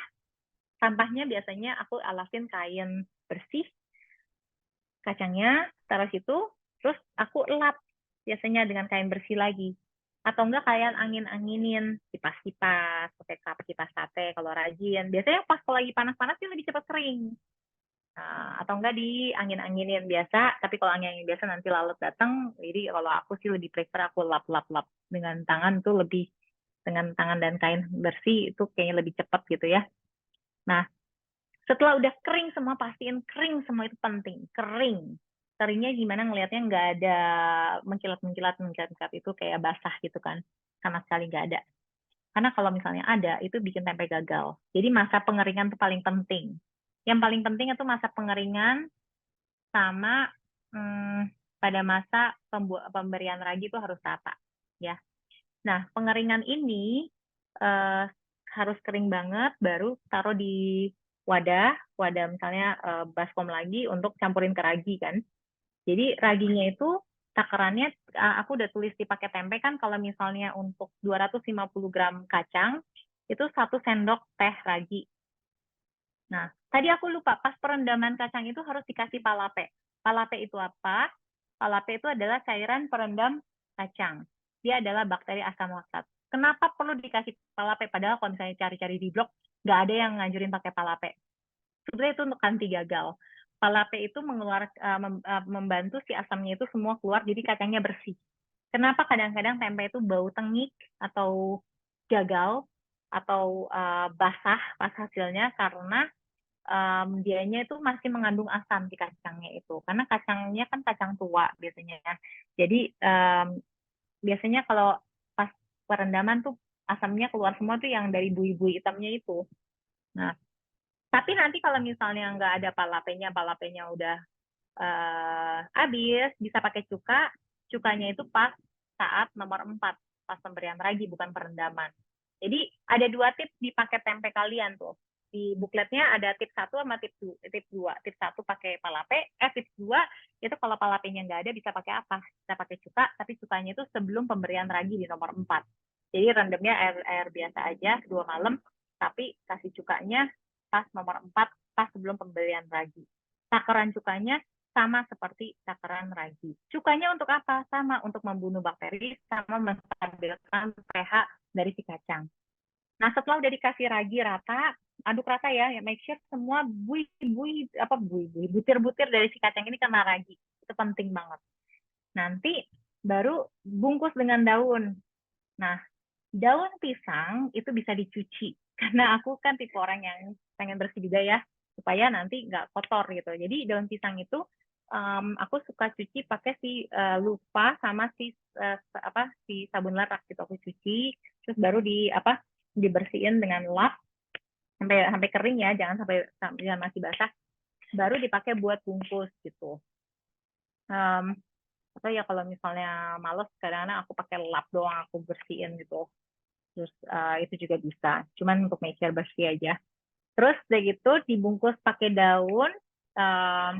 Nah, bisa bikin mendoan. Kalau mendoan itu daunnya ditipisin, diceper-ceperin gitu. Jadi tipis, jangan masukin kacangnya terlalu banyak. Jadi tipis aja, itu jadi mendoan. Terus tinggal dilipat atau enggak pakai daun kunyit, jadi wangi, jadi aromatik tempenya. Nah, lainnya pakai wadah. Wadahnya bisa wadah keramik, menurut aku paling bagus. Wadah keramik, wadah kaca itu paling bagus. Terus nanti tutup, kayak yang pakai wadah, tutupin kain lembab. Kalau pakai daun nggak usah. Nah, kan kita kasih besek di kalian ya. Jadi kalian bisa taruh beberapa misalnya pakai daun, beberapa misalnya pakai, kalau yang masuk ke besek tuh kayak mangkok nasi itu masih bisa masuk, atau nggak pakai gelas itu juga bisa masuk. Tapi ketinggian dari kacang yang kalian masukin jangan lebih dari 5 cm. Itu penting banget. Kalau lebih nanti bawahnya soalnya takutnya basah. Ya, jangan lebih dari 5 cm, bisa pakai gelas yang kaca, jadi pas masa fermentasi kelihatan putih semuanya nanti dari bawahnya sampai atasnya, gitu. Terus baru tutup kain lembab, baru nanti masukin ke besek, tutup beseknya. Ini kalau mau pakai besek. Nanti kalau misalnya kalian ini udah berhasil, kalian mau bikin versi besar, misalnya saya misalnya bikin tempe kayak 35 mangkok tempe gitu, aku bikinnya kayak nasi padang, aku tumpuk-tumpuk di atas sampah. Terus habis itu aku tutup tudung saji besar, tudung sajinya aku tutup dengan handuk gitu. Itu kalau misalnya bikin versi banyak. Jadi aku bukan kayak pakai tray-tray kayak di pabrik tempe, aku cuma pakai tudung saji. Sama versi kayak padang, nasi padang gitu, jadi tumpuk-tumpuk gitu. Mangkok pakai kain lembab doang. Untuk anti semut nih penting banget teman-teman. Anti semut kadang-kadang banyak semut di dapur atau banyak semut di area yang kita mau fermentasi, biasanya aku kasih kopi, bubuk kopi. Jadi anti semut itu bisa pakai bubuk kopi, bisa pakai cuka. Tapi kalau cuka kan nanti kadang-kadang ngerusak sih, misalnya bawahnya kalian pakai apa yang saya takutnya meja batu atau apa. Aku pakai bubuk kopi. Memang areanya bau kopi, tapi tempenya nggak bau kopi kok. Jadi aku pakai bubuk kopi, ternyata itu bisa untuk anti semut. Jangan pakai kapur semut ya, itu merusak fermentasi juga ternyata. Jadi ini yang menarik pada masa fermentasi tempe ya, itu kan dia terjadi alami ya. Ketika kita masukin kimia di sekitarnya, ternyata aku baru tahu bahwa kapur semut itu ada kimianya, dan itu juga membunuh si hewan kan. Dia merusak kayak organ perut atau apa dari si semutnya itu, kayak gitulah. Ternyata itu juga merusak fermentasinya rada basah jadinya, it's not good gitu. Jadi ini yang menarik, kalau misalnya alami ternyata cocok dengan alami juga gitu. Jadi terus yang pernah aku coba juga daun adas itu wangi kan ya, itu juga ternyata anti hama bisa jadi anti semut, itu menarik ya.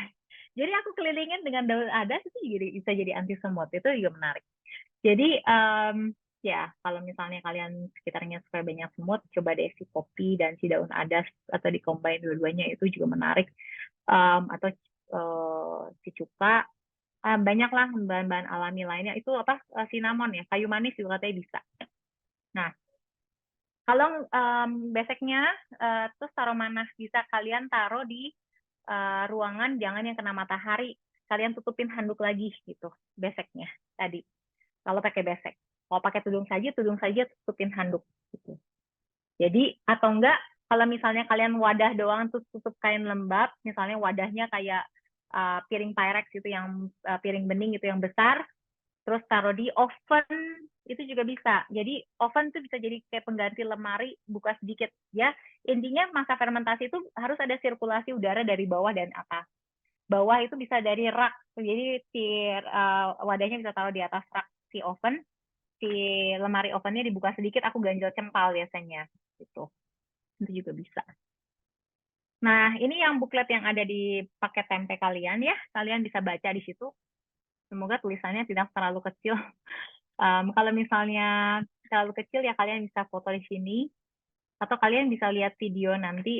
Videonya kita akan play juga sama. Udah ada di Demi Bumi sih di highlight pakai tempe ya. Video jelasnya. Jadi di sini jelaskan kan kalau tips 1 ini pakai palape, yang tips 2 ini pakai cuka. Nah, ini contoh wadah-wadah yang aku pakai, daun gitu ya, besek. Besek pun ya, kalau misalnya mau langsung dibesek, jangan langsung dibesek ya, tadahin dulu alas pakai daun pisang, baru si kacang yang udah ragiin, baru daun pisang lagi, baru tutup dengan si besek. Jadi nggak usah kayak tutup rapet si daun pisangnya, kalau misalnya mau bentuknya kotak.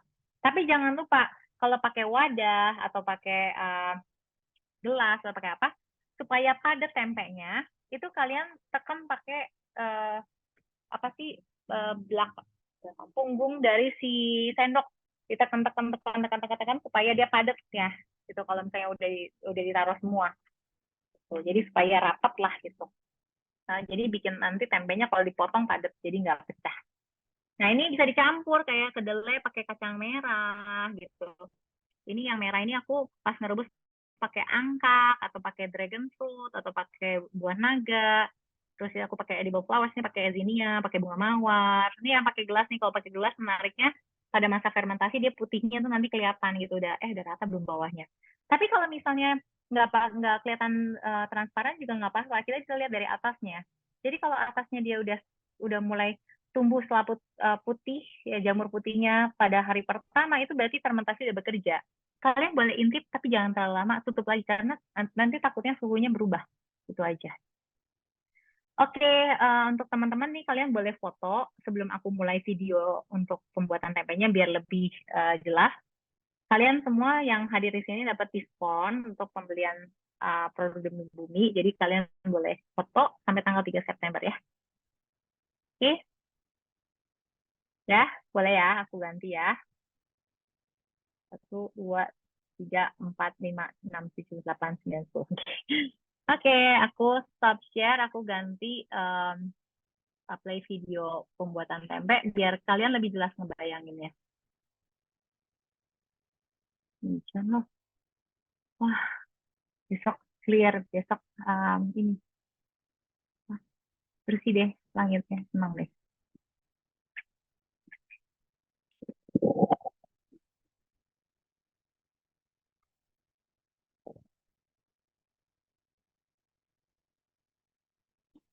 Suaranya kedengaran? Enggak, wait, the voice. Itu kedengaran nggak suara itu? Kedengaran. Videonya nggak kedengaran ya? Nggak kedengaran ya? Ada aku matiin. Sound, share sound. Karena ini harusnya 1 sendok untuk keduanya, jadi kasih setengah sendok, setengah sendok.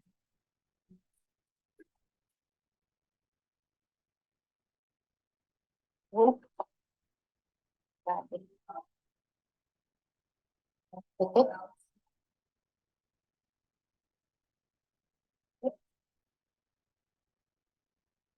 Tunggu 2. Ini kedelainya sudah direndam 2 malam. Ini yang putih, ini yang hitam. Ini asamnya sudah keluar, tinggal dicuci bersih. Ini diputar ini.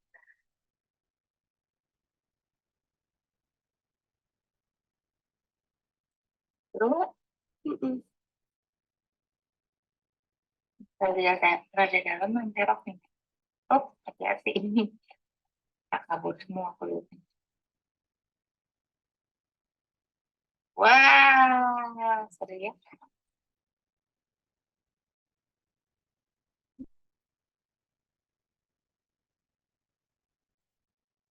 yang tadi sudah dikulitin, yang kedelai putihnya, campur dengan si kedelai hitam. Kedelai hitamnya cuma dicuci doang, nggak usah dibuka kulitnya, nggak masalah. Karena pewarna dari kacang-kacangan yang biasanya warna hitam, warna merah, dia mengandung vitamin, jadi biarin aja. Nah, ini kedelainya direbus selama 45 menit.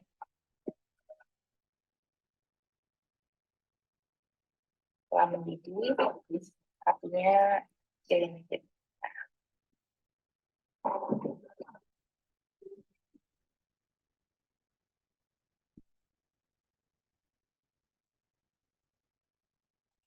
Press-press biar kering.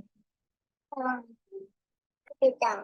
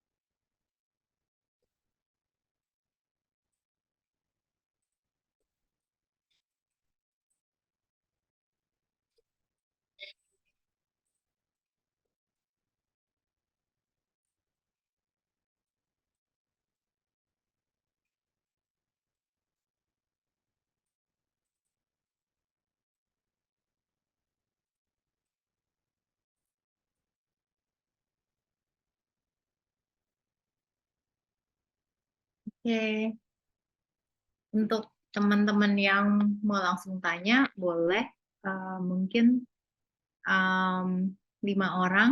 Kalau ada yang mau tanya, boleh raise hand.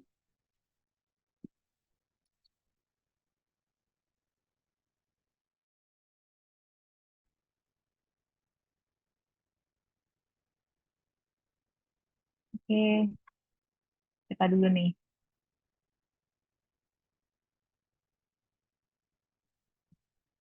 Oke, aku sebut namanya aja ya. Jihan, boleh?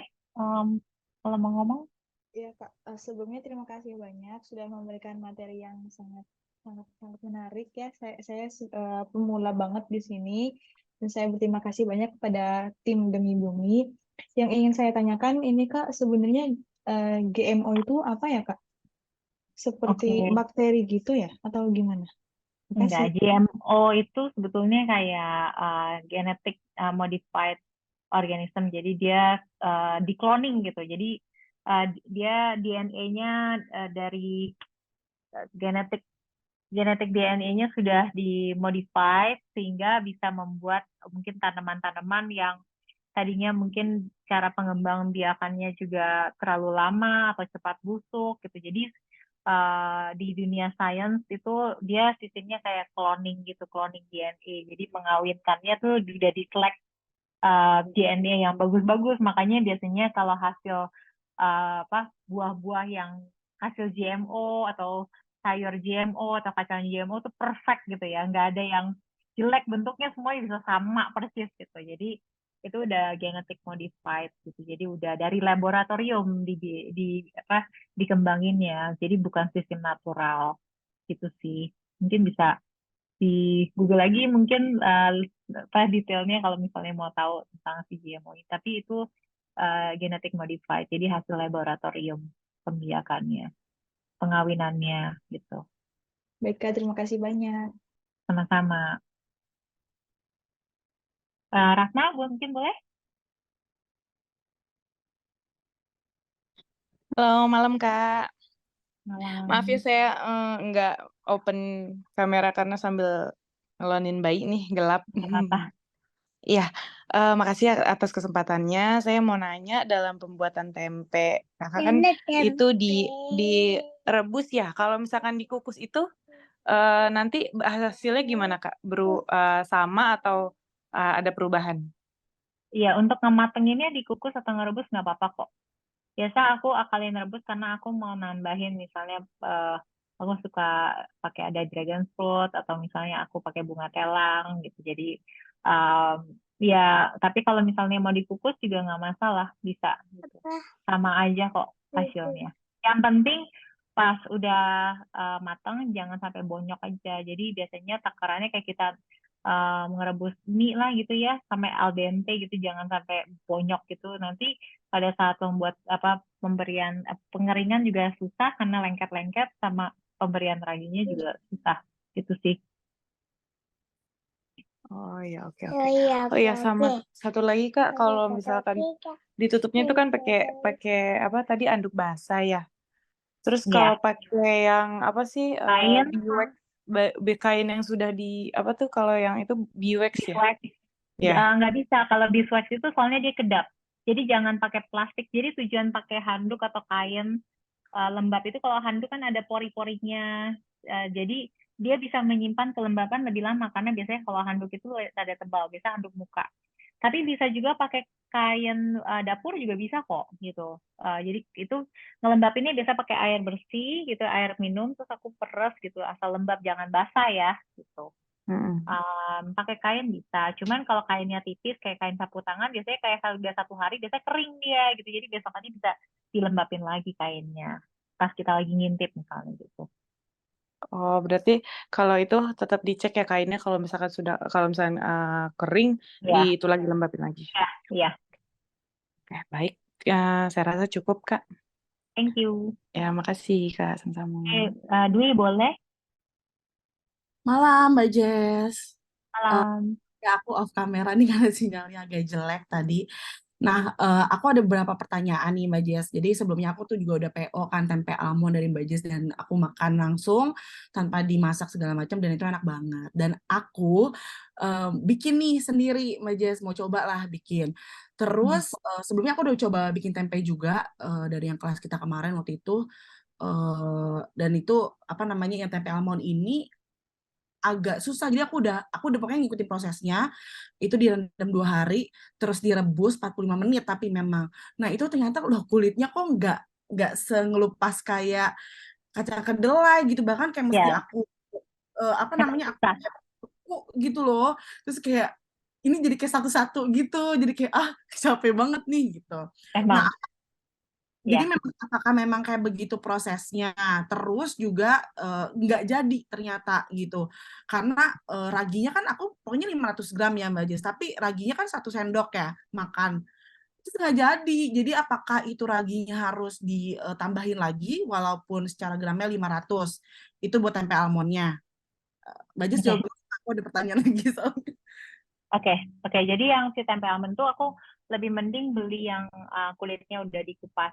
Sebenarnya ada kulitnya aku juga pernah bikin dan berhasil, malah lebih wangi karena kulitnya itu biasanya lebih wangi ya si almondnya. Tapi emang problemnya ngupasnya tuh serada susah. Walaupun udah kupas kulit pun mecahinnya juga susah. Makanya aku jualnya tempe almond karena itu susah dibuat. Karena emang prosesnya lebih, dianya kacangnya lebih keras. Jadi biasanya aku mecahin kulitnya juga pakai pisau gitu, dibelah-belah-belahin gitu. Tapi beli kacang almondnya udah kupas aja ya. Atau kalau yang mau murah beli yang pecahan. Kalau teman aku beli yang pecahan. Biasanya itu udah sisa-sisa potongan soalnya. Itu biasanya lebih murah juga. Bisa yang pecahan. Jadi nggak susah, kita nggak usah pecah-pecahin almondnya gitu. Walaupun nanti ya kadang-kadang kenapa kita pilih almond yang perfect gitu karena kalau udah dipotong kan bagus gitu ya, kacangnya gede gitu. Tapi bisa pakai yang kacang pecahan kok.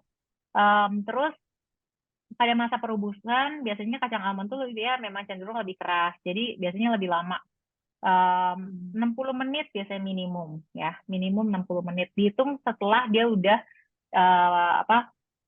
udah boil, apinya airnya udah mendidih ya. Dihitung dari situ. Jadi ngerebus Oke. almond selembek-lembeknya dia tetap keras Kak. Emang kacangnya soalnya rada crunchy kan. Terus pemberian ragi. Biasanya kalau misalnya udah biasa, kadang-kadang kita udah nggak nakar lagi tuh biasanya raginya. Jadi kita ngelihat dari kira-kira udah rata semua nggak ya si kacangnya gitu. Jadi kadang-kadang aku juga udah ngira-ngira sih. Dan kacang almond tuh dia kacangnya besar kan ya. Jadi supaya ngeraginya rata boleh dikasih lebih banyak sih, nggak masalah. Asal pokoknya semuanya kena gitu. Tapi jangan kebanyakan juga. Kalau kebanyakan nanti fermentasinya kepanasan, dia keringetan gitu nanti gitu. Jadi biasanya itu mempengaruhi nanti pas fermentasi dia panas banget gitu. Kalau pemberian ragi terlalu banyak. Cuman kebanyakan sebetulnya nggak masalah kalau menurut Mbak Wida, it's okay gitu. Yang penting semuanya rata gitu. Semuanya kena ragi. Makanya kalau orang bikin banyak kan udah dan ngira-ngira ya nakarnya udah gitu sih. Tapi sih takarannya aku pakai mirip-mirip tapi aku lebihin dikit lah. Yang penting supaya si butiran-butiran kacangnya tuh kena si raginya. Kira-kira udah terjawab itu sih. Jawab Mbak, oke. Berarti aku lebihin sih harusnya. Iya, Lagi. nggak apa-apa, lebihin dikit nggak apa-apa kok. Yang penting semuanya rata. Dan yang paling penting adalah semuanya jangan ada yang basah. Itu paling penting. Karena mungkin bisa jadi nggak jadinya itu karena pas masa ngeringinnya nggak kering banget. Itu juga bisa. Karena kan kacangnya besar gitu. Atau misalnya kacangnya masih ada yang ketutup. Karena kan ada kulitnya kan. Ada itu harus buka kacangnya, kenapa harus dikulitin supaya dia kebuka. Kacangnya ini biasanya ada lubang udara di sini, nah ini yang biasa masih basah tuh. Oke Mbak, sama nih aku ada 2 pertanyaan lagi. Jadi kan ya aku proses pada saat ngupasin kacang kedelai itu ternyata tidak semudah yang dibayangkan ya Mbak. Itu bener-bener kayak gregetan, capek gitu. Kayak kok nggak selesai-selesai gitu. Kayak ada lagi gitu.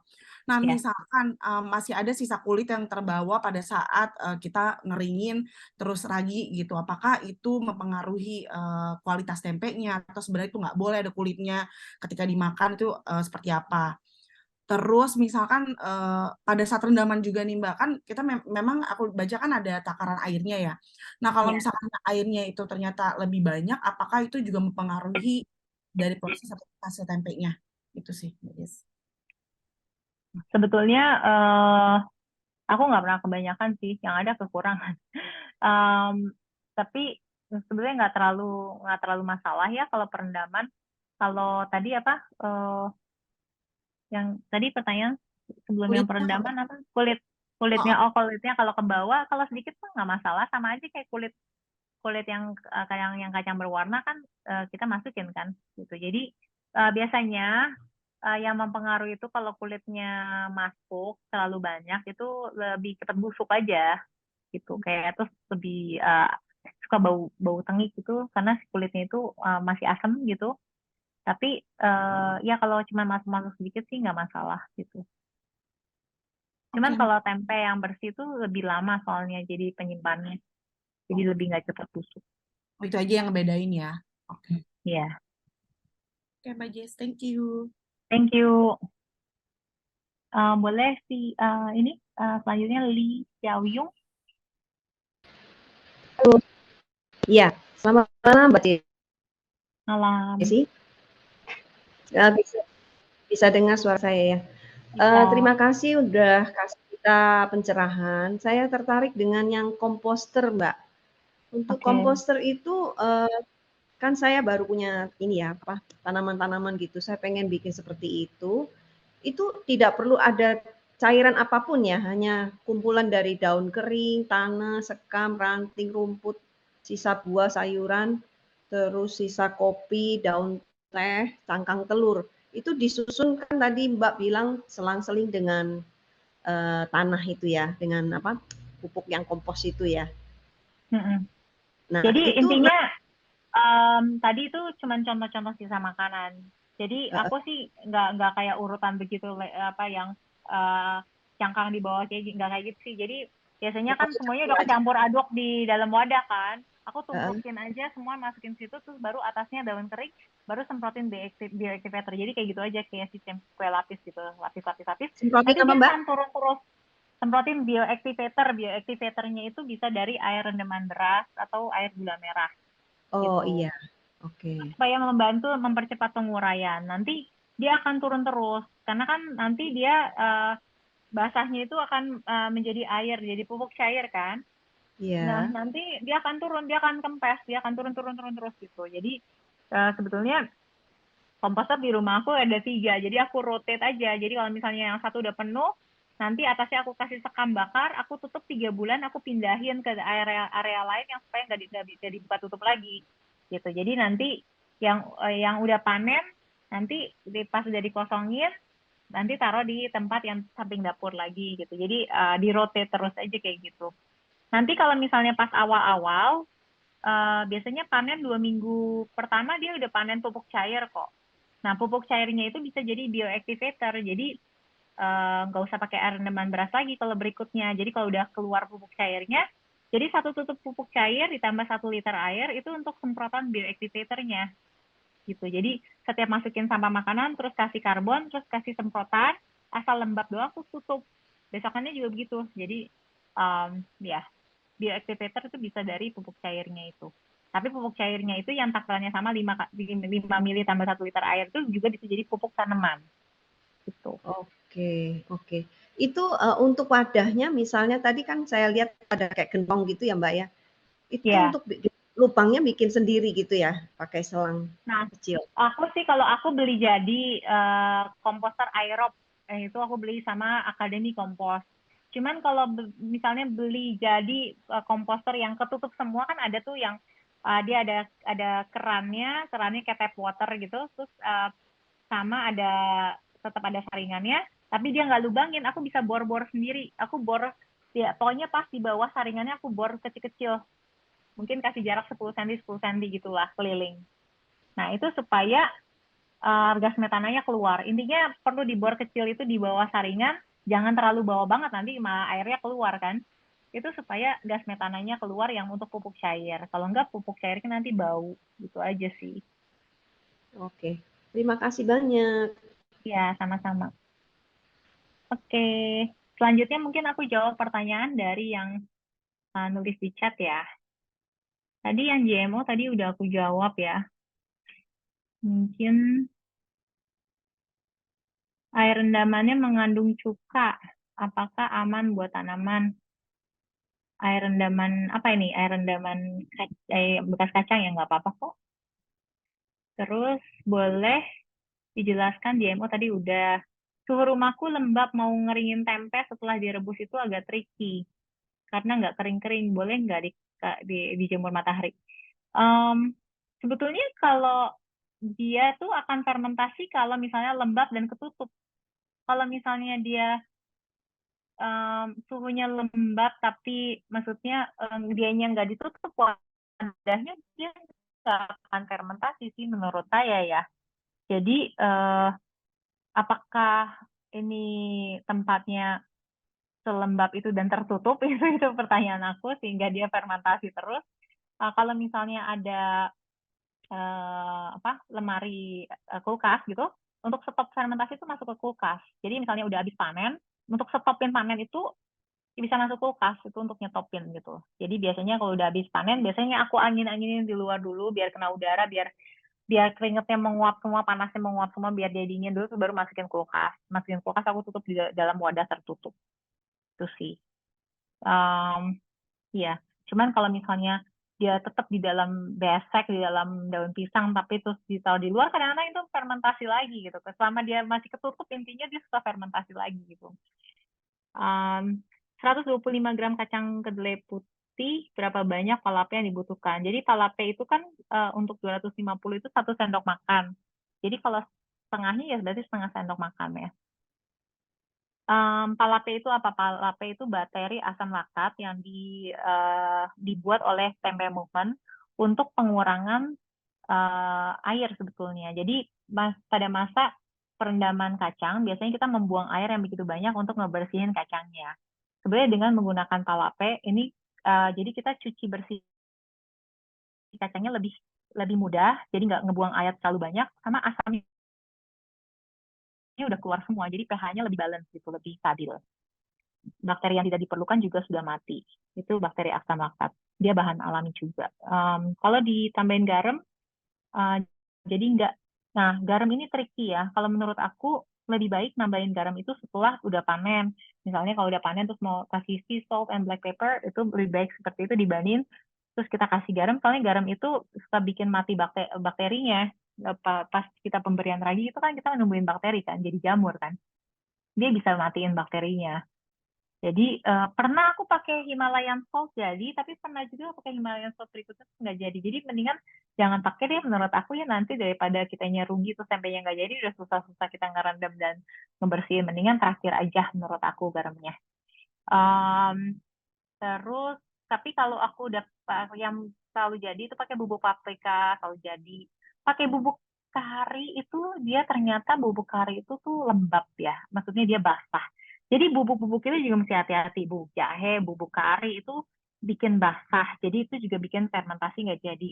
Jadi kalau misalnya pakai bubuk itu atau topping, itu toppingnya yang kering. Kayak misalnya oregano, terus kayak gitu daun-daun. Kalau misalnya kita petik dari kebun, pastiin tuh jangan basah, itu kering. Misalnya dicuci, ya pastiin dia kering dulu, baru taruh di bawah misalnya sebagai herbs atau sebagai apa sih, penambahan wangi-wangi atau penambahan hiasan misalnya biar cantik. Itu pastiin dia kering gitu ya, jangan basah kondisinya, itu penting banget.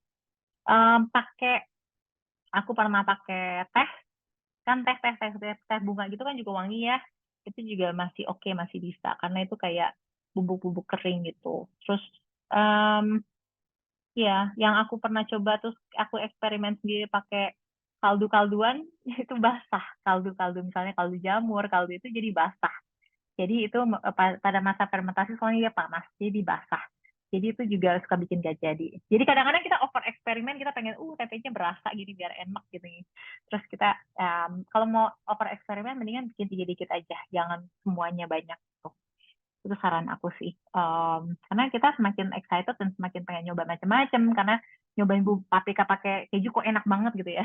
Terus jadi kayak langsung tertarik untuk nyoba bubuk-bubuk lain gitu. Tapi ya hati-hati, dikit-dikit aja dulu. Nanti kalau misalnya yang itu udah berhasil baru bikin yang versi banyaknya.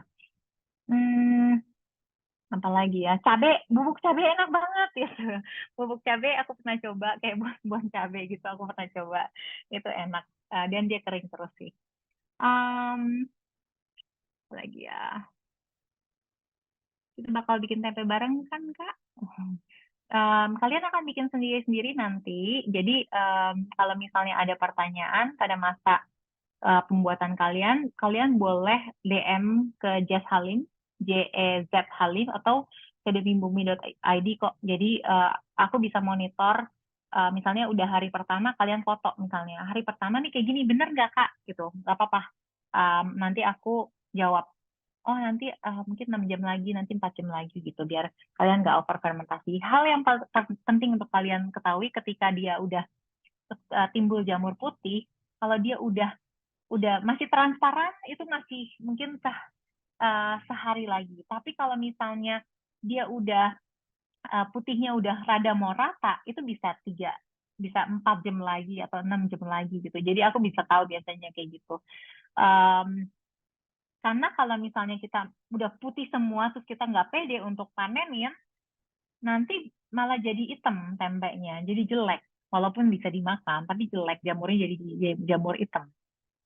Terus semua jenis kacang, apakah harus dikupas kulitnya? Kemudian untuk kedelai hitam yang tidak dikupas setelah direbus, apa dikupas atau bagaimana?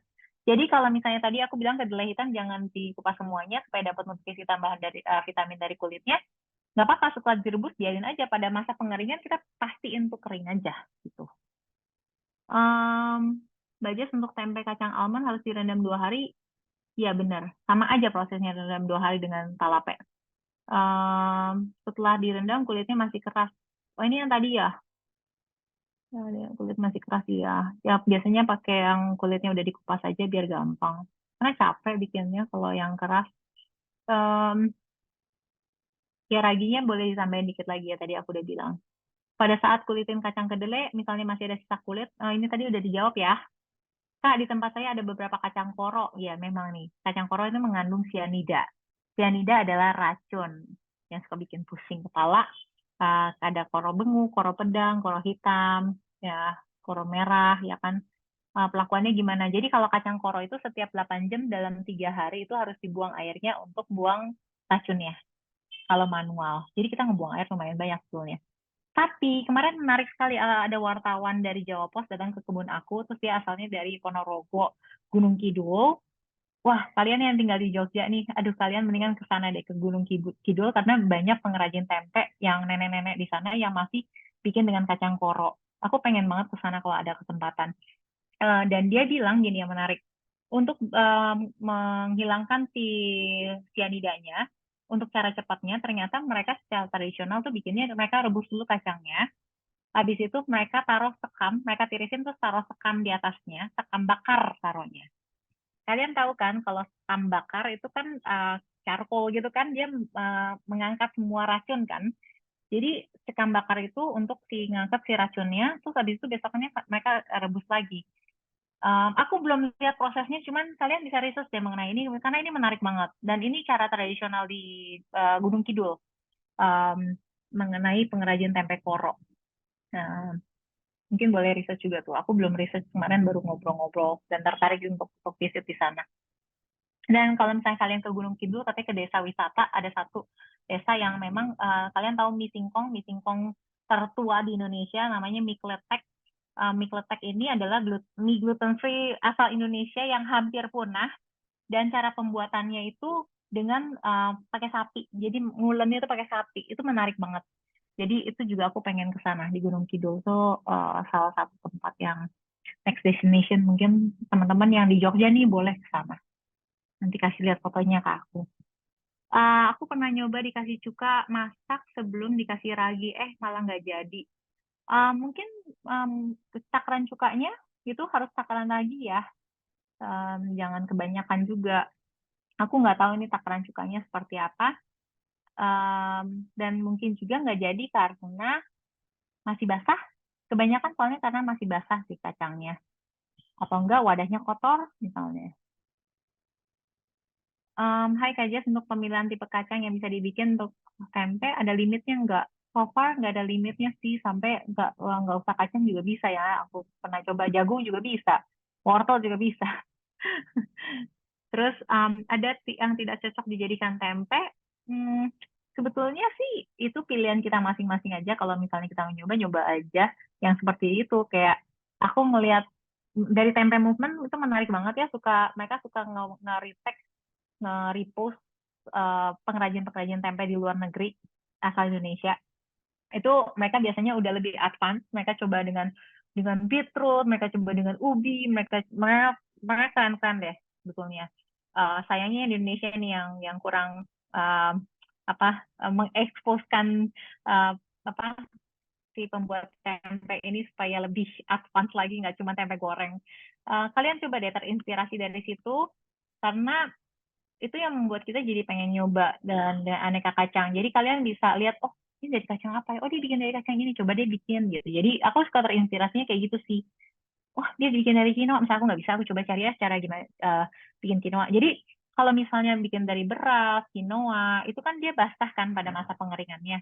Biasanya aku kasih tepung beras. Tepung beras itu bisa untuk, kalian tahu kan, beras itu kan bisa menyerap air kan, gitu. Jadi si tepung beras itu selain makanan ragi, dia juga menyerap air soalnya. Jadi untuk yang masih basah-basah kayak misalnya, ini kacangnya kayaknya masih rada basah nih, aku takut nanti nggak jadi, boleh deh kasih tepung beras, setakaran tepung ragi, itu boleh.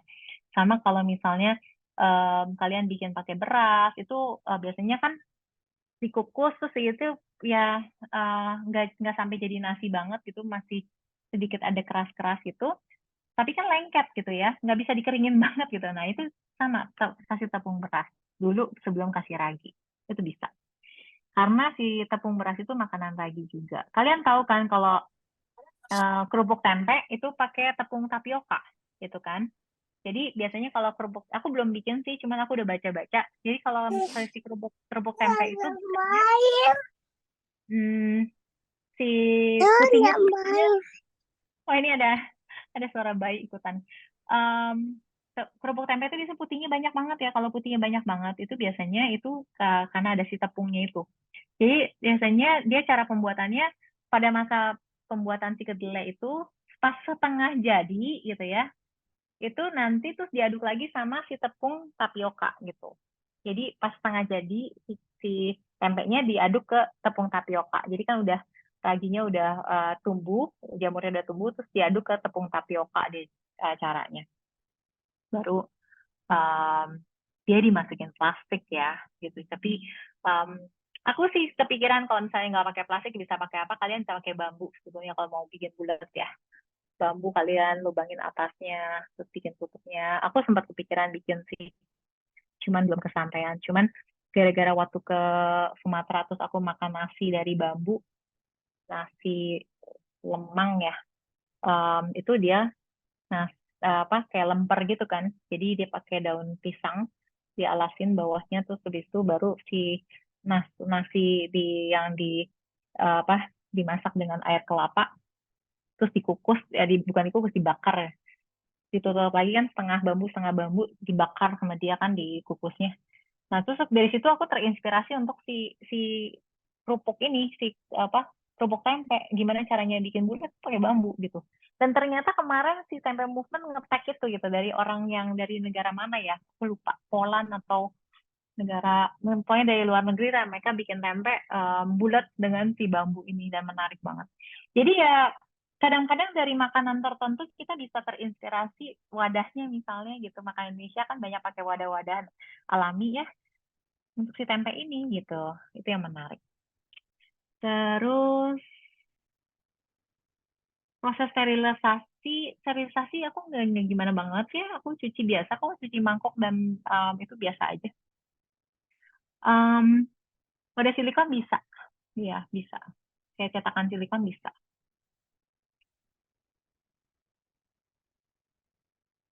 Boleh diulang dari awal nggak videonya? Kalau misalnya mau lihat lagi, nanti ada rekamannya, nanti dikirimin. Kalian bisa cek juga di demibumi.id, itu ada YouTube pengajaran kita sebelumnya juga sebenarnya sama aja. Atau enggak di highlight Demi Bumi, ada paket tempe, bisa lihat di situ ya. Oke, terus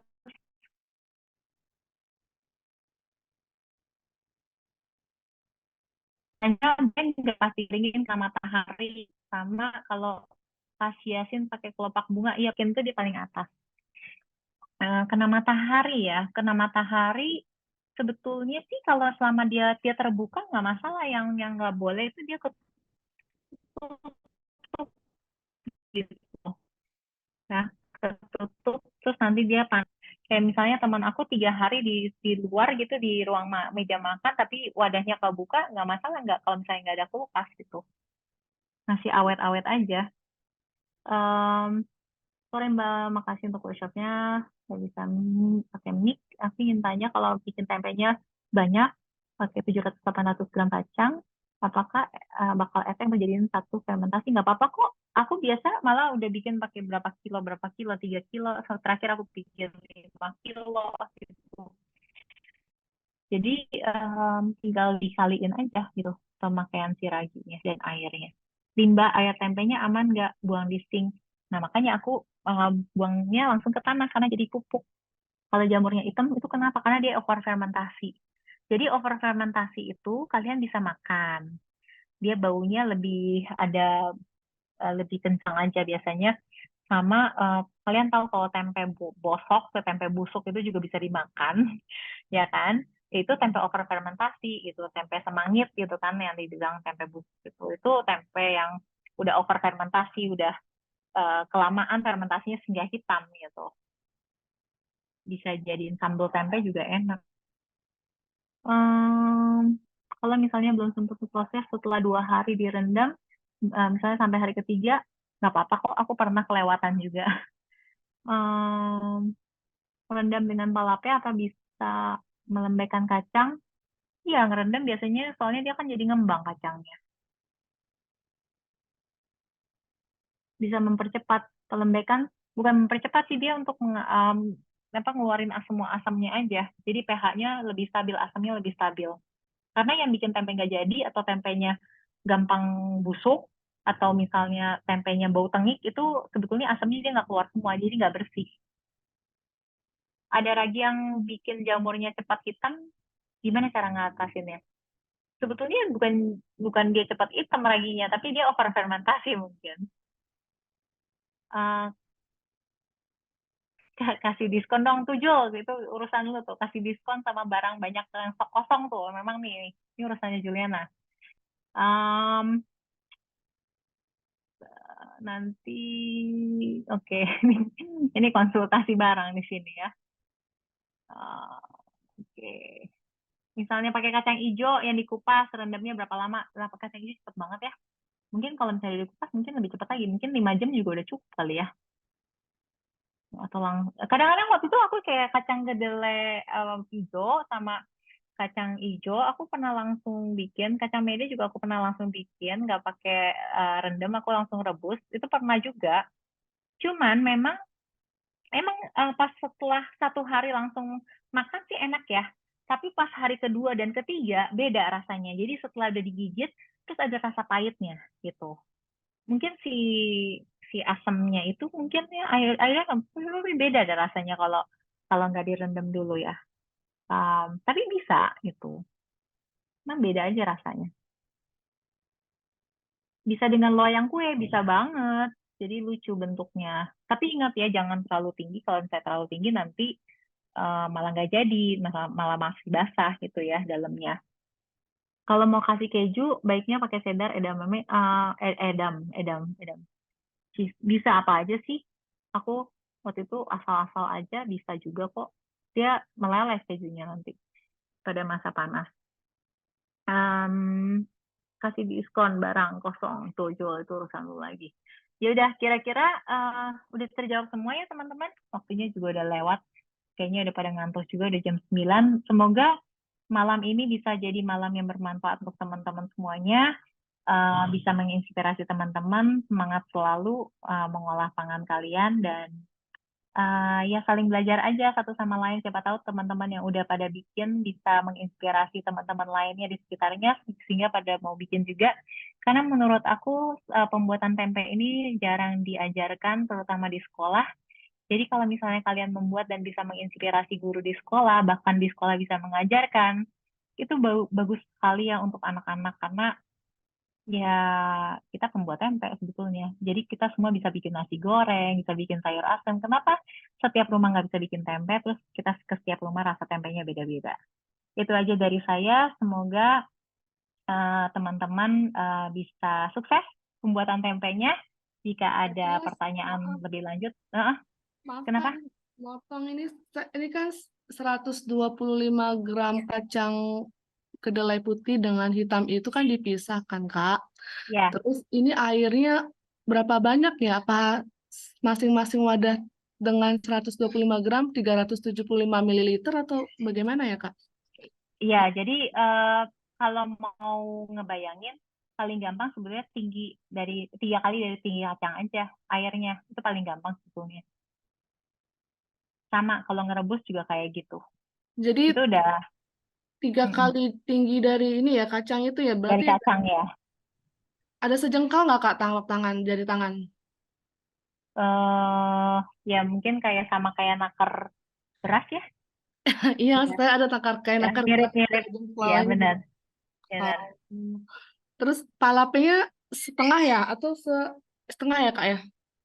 Untuk masing-masing. Palapenya ya berarti nanti dibagi 2. Kalau misalnya 250 gram itu kan 1 sendok makan, berarti 1 sendok teh masing-masing gitu. Oke, makasih Kak. Oke, terima kasih semuanya. Tunggu dulu Jangan mungkin lupa ya, kalau kalau misalnya ada pertanyaan boleh DM langsung ya. Masih ada lagi tadi apa? dibuka kameranya, kita foto sebentar ya sebelum Oke. ini terakhir. Oke, iya foto dulu ya sebelum kabur. Nah, kita buka kameranya ya. Yuk. Oke, kita tunggu sebentar lagi nih, masih ada yang baru buka kamera. Siap-siap ya. 1, 2, 3, smile. Oke. Oke, cukup. Oke, thank you semuanya. Selamat Terima malam. kasih ya semua. Selamat istirahat. Bye. Baik, Kak. Malam. Malam.